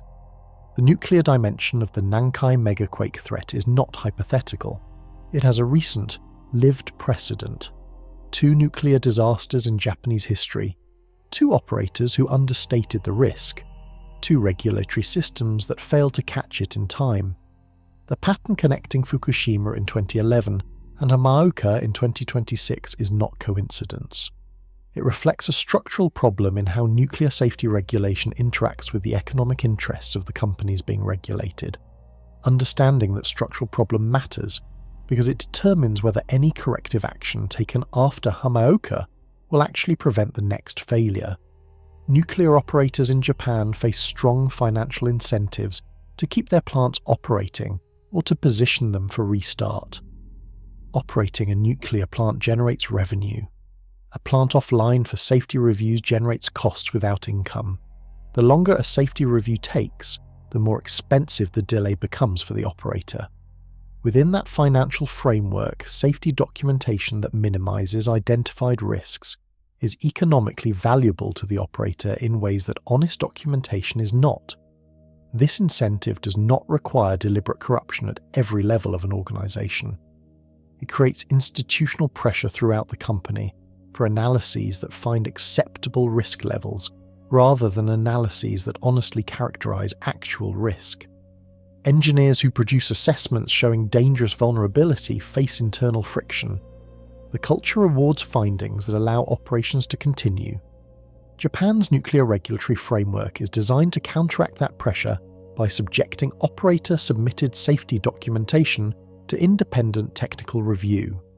The failure at Hamauka shows that independent review does not automatically succeed in catching falsified data, particularly when the falsification is systematic and sustained over a long period. After Fukushima, Japan created the Nuclear Regulation Authority as a completely independent oversight body, replacing the previous regulatory structure that critics had long argued was too closely tied to the industry it supervised. The Hamauka case is the most significant test that new structure has faced. The authority's response, immediately halting safety screening and publicly characterising the conduct as outrageous, suggests the post-Fukushima reforms have produced an agency willing to act decisively. Whether that decisiveness extends to a comprehensive reassessment of seismic data submitted by other operators at other sites is the question that matters most going forward. The Nankai impact zone contains multiple nuclear facilities. The level of seismic risk they face is extraordinary. The quality of the documentation they have submitted to regulators about that risk is now an open question in a way it was not before January 2026. Japan's preparedness for the Nankai Megaquake is as much a regulatory challenge as an engineering one. Seawalls and evacuation towers prevent tsunami deaths. Accurate seismic data and independent regulatory oversight prevent nuclear disasters layered on top of earthquake disasters. The country has a finite window to address both, and within that window, the warning systems already in place represent the last line of defence before the fault breaks. Those systems are more sophisticated than anything that existed before 2011. They're also running against time in ways their designers did not fully anticipate. Japan's earthquake early warning system is the most sophisticated public earthquake alert system ever built. Launched on October 1, 2007, the system works by detecting the first, faster-moving seismic wave that earthquakes produce, called the primary wave, before the slower but more destructive secondary wave arrives. Primary waves travel faster through the Earth but carry far less energy.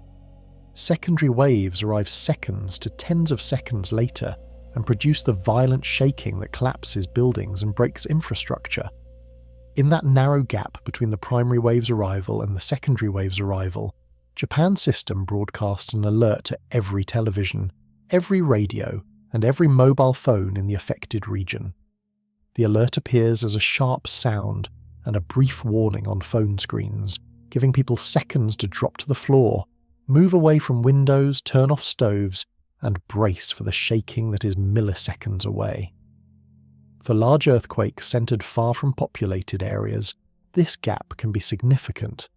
A magnitude 8 earthquake centered deep in the ocean off the Nankai Trough might give residents of Osaka or Nagoya 15 to 20 seconds of warning before the worst shaking arrives.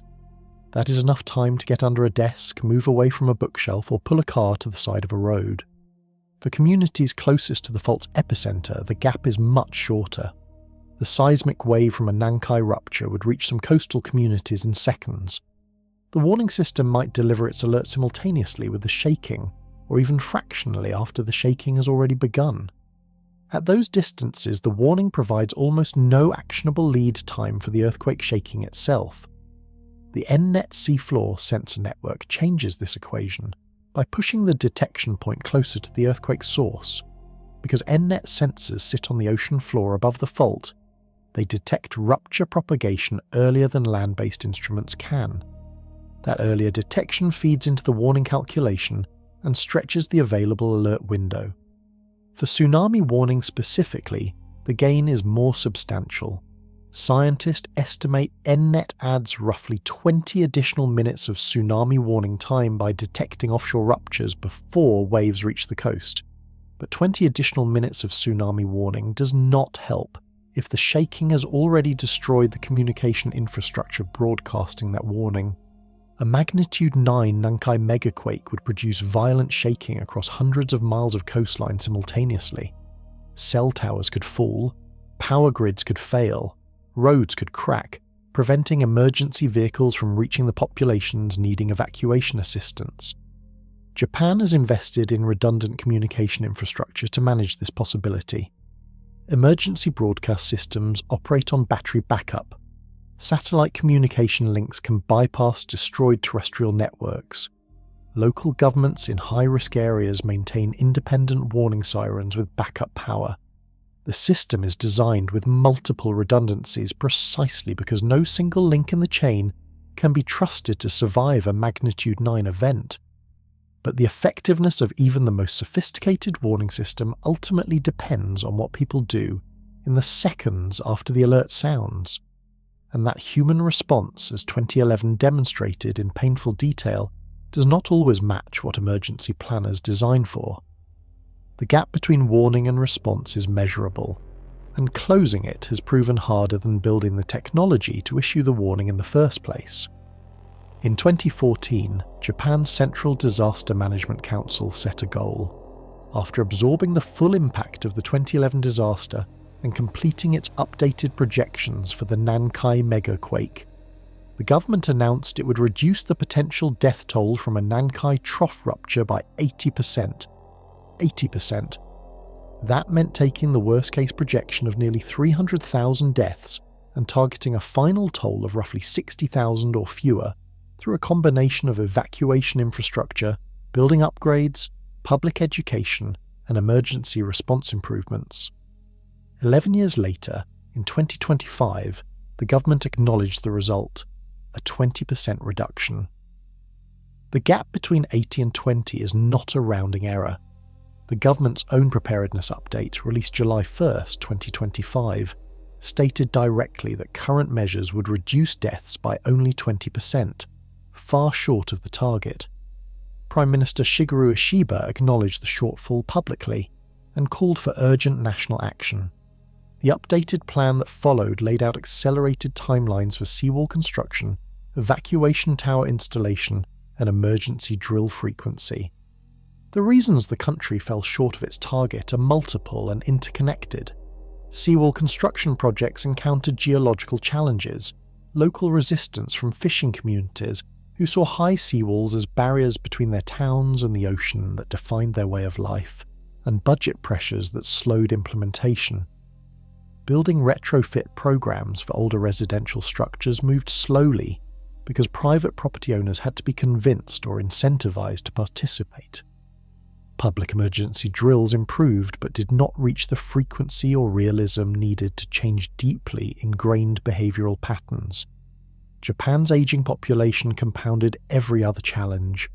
Designing evacuation infrastructure for a population where 30% of residents are over 65 requires more elevated towers placed closer together, more assisted evacuation plans, more coordination between neighbours and local emergency volunteers.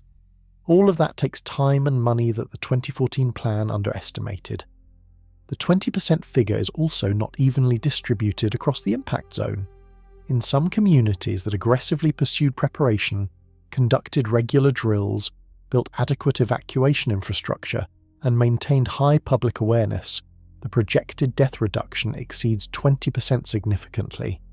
In others, it falls below that number. The variation matters because the Megaquake does not respect jurisdictional boundaries. A community that prepared thoroughly sits next to a community that did not. When the tsunami comes, the waves do not follow the boundaries on a map. And the emergency response to a disaster of this scale pulls resources from the entire region, meaning every community's level of preparation affects every other community's outcome. Scientists and emergency planners know precisely what is needed to close the gap from 20 to 80%. More seawalls, more evacuation towers, more frequent and more realistic drills, faster building retrofits, better multilingual emergency communication, stronger legal frameworks for assisted evacuation of people who cannot move independently. The knowledge of what to do is not the limiting factor. The limiting factor is the distance between knowing and doing, measured in years of construction timelines and budget cycles, while the fault below runs on a schedule that answers to neither. A new research published in 2026 added a dimension to the scientific picture that the preparedness discussion had not previously incorporated. In February 2026, a team of scientists published a paper in the journal Nature Communications, Earth and Environment, with a finding that quiet observers of Nankai Trough research had been waiting for. The researchers examined patterns in Japan's Megaquake history across the full recorded timeline and found that the timing of major ruptures along the Nankai system is not random. The intervals between events show a degree of regularity connected to how stress recovers in the fault zone after each rupture. They called this property non-randomness, and they argued that it opened a new scientific pathway for improving hazard assessment. The key mechanism is the behavior of small tremors and slow earthquakes distributed across the fault between major ruptures. These minor events, which had previously been treated largely as seismic noise, appear to carry information about where and how stress is accumulating within the locked fault zone. When stress in a particular section of the fault approaches the threshold for rupture, the pattern of small tremors and slow slip events in and around that section changes in subtle but potentially detectable ways. In plain terms, the fault may be telling scientists something through its smaller movements. The challenge is learning to read that signal reliably. Separately, in March 2026, seismologists studying the area near the 2011 Tohoku epicenter reported that small tremor clusters forming in that region appeared to be key indicators for monitoring stress recovery after large subduction zone earthquakes. The research suggested that tracking the behavior of these small tremors over time could eventually help scientists determine how far along a fault stress recovery cycle it has progressed, and therefore how close it might be to producing another major rupture. Both lines of research point toward the same possibility. Earthquake science may be approaching a point where it can move beyond purely statistical probability estimates toward mechanistic understanding of fault state. The difference matters because statistical estimates describe frequency without specifying timing, while mechanistic understanding could, in principle, narrow the time frame by identifying physical conditions in the fault that are known to precede major ruptures. Scientists are careful to temper expectations. Short-term earthquake prediction with specific data accuracy remains beyond current capability and may remain so permanently. The non-randomness finding improves the scientific understanding of the fault system. It does not produce a countdown clock. What it does produce is a reason to keep watching the small signals, the slow slip events detected in 2015 and 2020, the tremor clusters forming near past rupture zones, the subtle changes in ground deformation measured by land-based sensors. Each of these data streams, taken alone, is insufficient. Taken together, continuously monitored over years, they form a picture of a fault system that is communicating its internal state in a language science is still learning to read fluently. Every improvement in that scientific vocabulary matters, because the stakes attached to reading it correctly are among the highest that exist in the field of natural hazard research, and those stakes extend geographically well beyond the Nankai Trough itself. Japan had barely processed the implications of the August 2024 Nankai Trough advisory when another major earthquake reminded the country that its seismic vulnerability does not stop at one fault system. In April 2026, a magnitude 7.7 earthquake struck off northern Japan near the Hokkaido region. The Japan Meteorological Agency issued a short-lived tsunami alert for coastal communities in the north. Waves arrived and were measured, emergency procedures activated, and then, using the same advisory protocol established in 2019, officials issued a new Megaquake advisory, this one covering the Chishima Trench and Japan Trench regions rather than the Nankai Trough. Officials cited a roughly 1% chance of a megaquake occurring in the following week. compared to a baseline probability of approximately 0.1%. A tenfold increase in probability, still low in absolute terms, still enough to activate the advisory system. The Northern Advisory attracted immediate comparisons to the 2011 Tohoku earthquake, which had struck the Japan Trench off the northeastern coast. The Tohoku event originated from the same general fault system, now generating elevated concern. For millions of Japanese who lived through 2011, the activation of the advisory protocol in that region carried an emotional weight that probability statistics alone could not convey. The Northern Advisory was lifted without a major follow-on earthquake, but its occurrence within months of the Nankai Trough Advisory illustrated something that earthquake scientists emphasize when discussing Japan's risk landscape. The country faces simultaneous threat from multiple independent subduction zones, each loaded with its own accumulated stress and each operating on its own recurrent cycle. Japan sits at the intersection of 4 tectonic plates. The Nankai Trough is the most studied and the most feared. The Japan Trench off the northeast coast produced the 2011 disaster. The Chishima Trench off Hokkaido carries its own history of major ruptures. The Sagami Trough, which runs beneath the waters near Tokyo, is responsible for the 1823 Kanto earthquake that killed an estimated 140,000 people and largely destroyed the city that would become modern Tokyo. Each of these systems is independent. A rupture on one does not relieve pressure on the others. The probability estimates for each are calculated separately, and each has its own recurrence window, its own worst-case scenario, and its own set of coastal communities living in the shadow of its next rupture. Japan does not face one mega-quake risk. It faces 4, running simultaneously on different timescales, with overlapping impact zones and shared emergency response infrastructure. The preparedness gap on the Nankai Trough is the most urgent because the probability and potential magnitude there are the highest. But the April 2026 Northern Advisory was a concrete reminder that the next catastrophic event might not come from the fault everyone is watching most closely. The country's emergency preparedness systems are built to handle these threats in parallel, but resource constraints force prioritization. The Nankai Trough receives the most attention, the most funding, and the most scientific focus. What happens when the next disaster originates from a different source is a question that the April 2026 advisory forced planners to take seriously again. While Japan's attention focuses primarily on the Nankai Trough, a separate fault system runs directly beneath the world's most populous metropolitan area.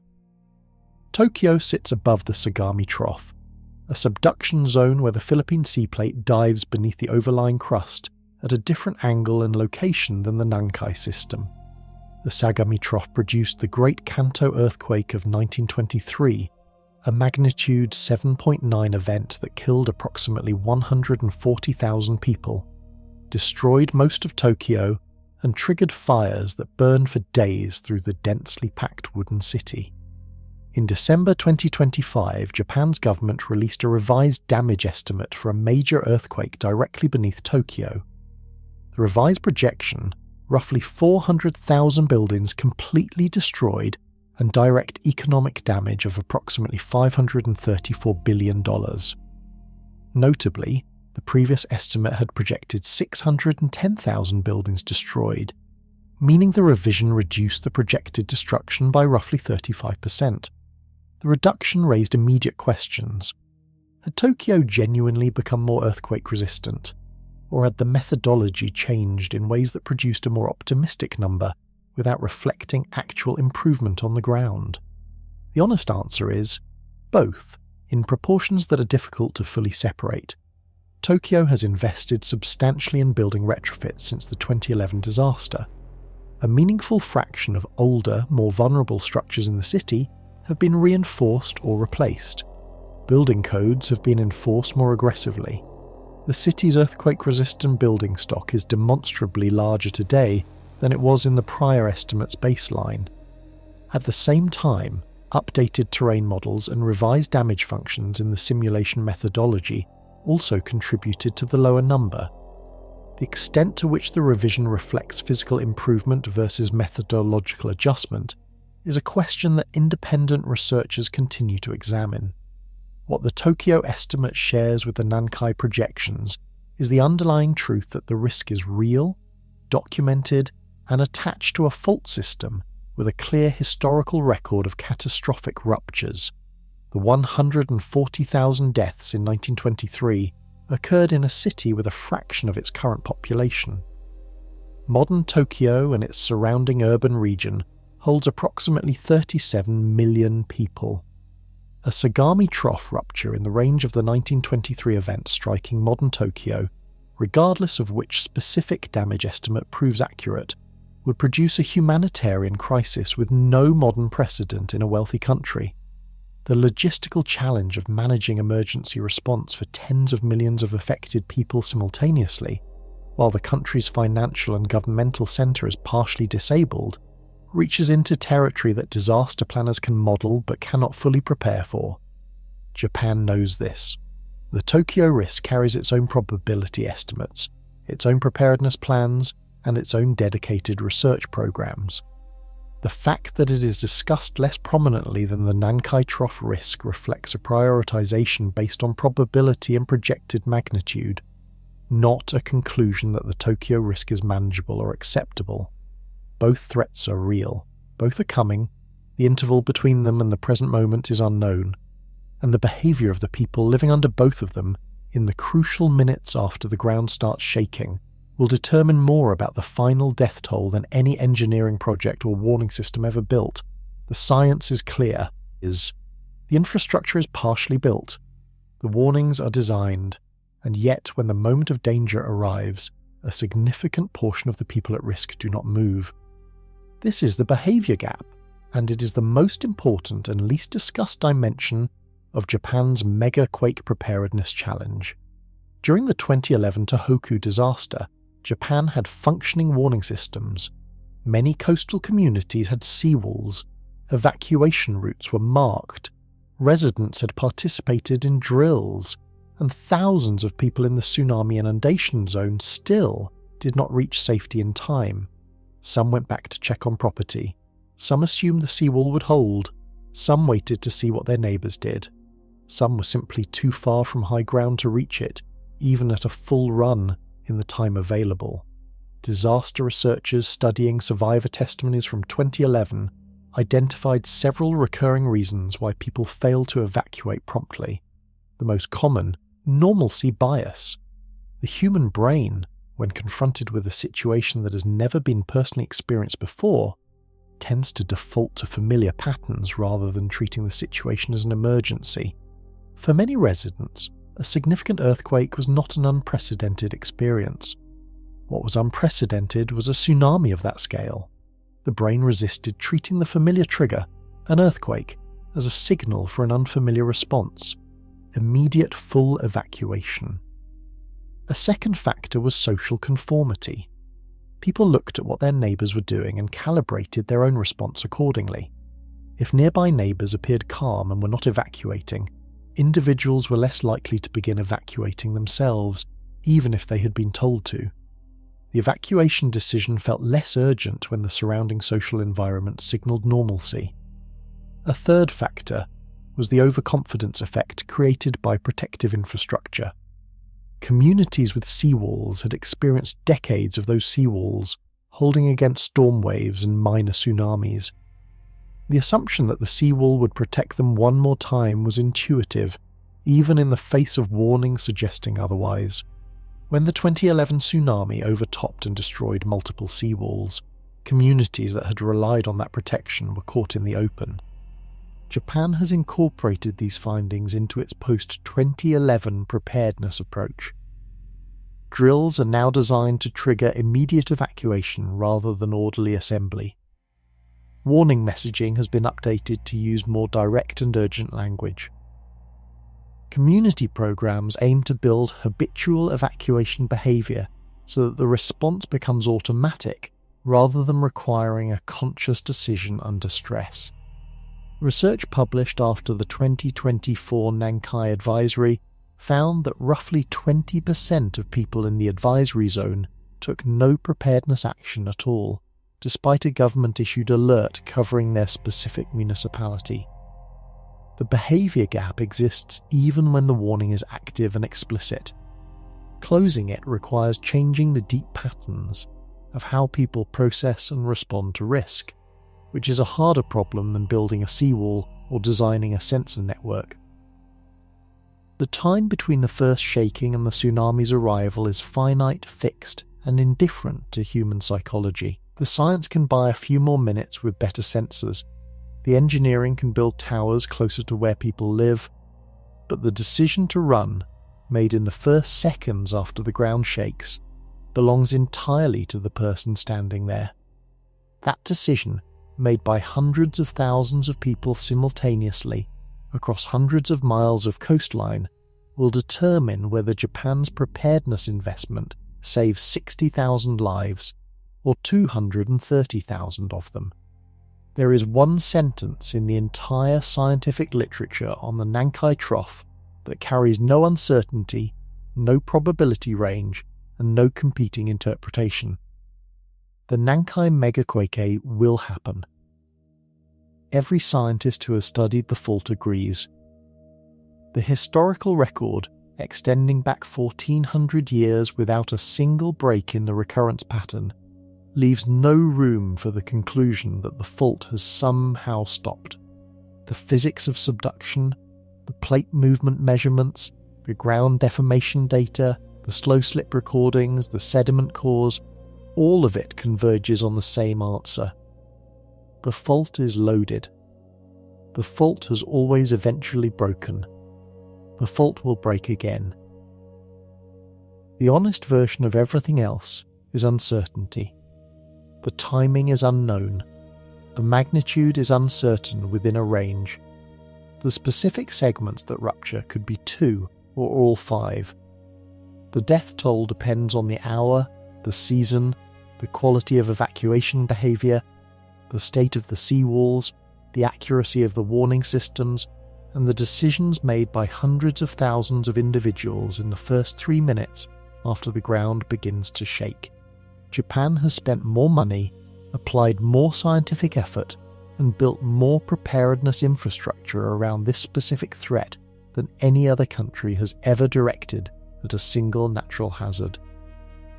The NNet seafloor monitoring network is the most advanced fault monitoring system on Earth. The early warning broadcast system reaches every mobile phone in the country within seconds. The probability estimates are updated annually and published transparently. The worst-case scenarios are not buried in government reports. They are front-page news. And Japan's own government has confirmed that all of this effort, taken together, would currently reduce the death toll by 20%. That number is the most important number in this entire story. The science is not failing. The engineering is not inadequate in concept. The warning systems work.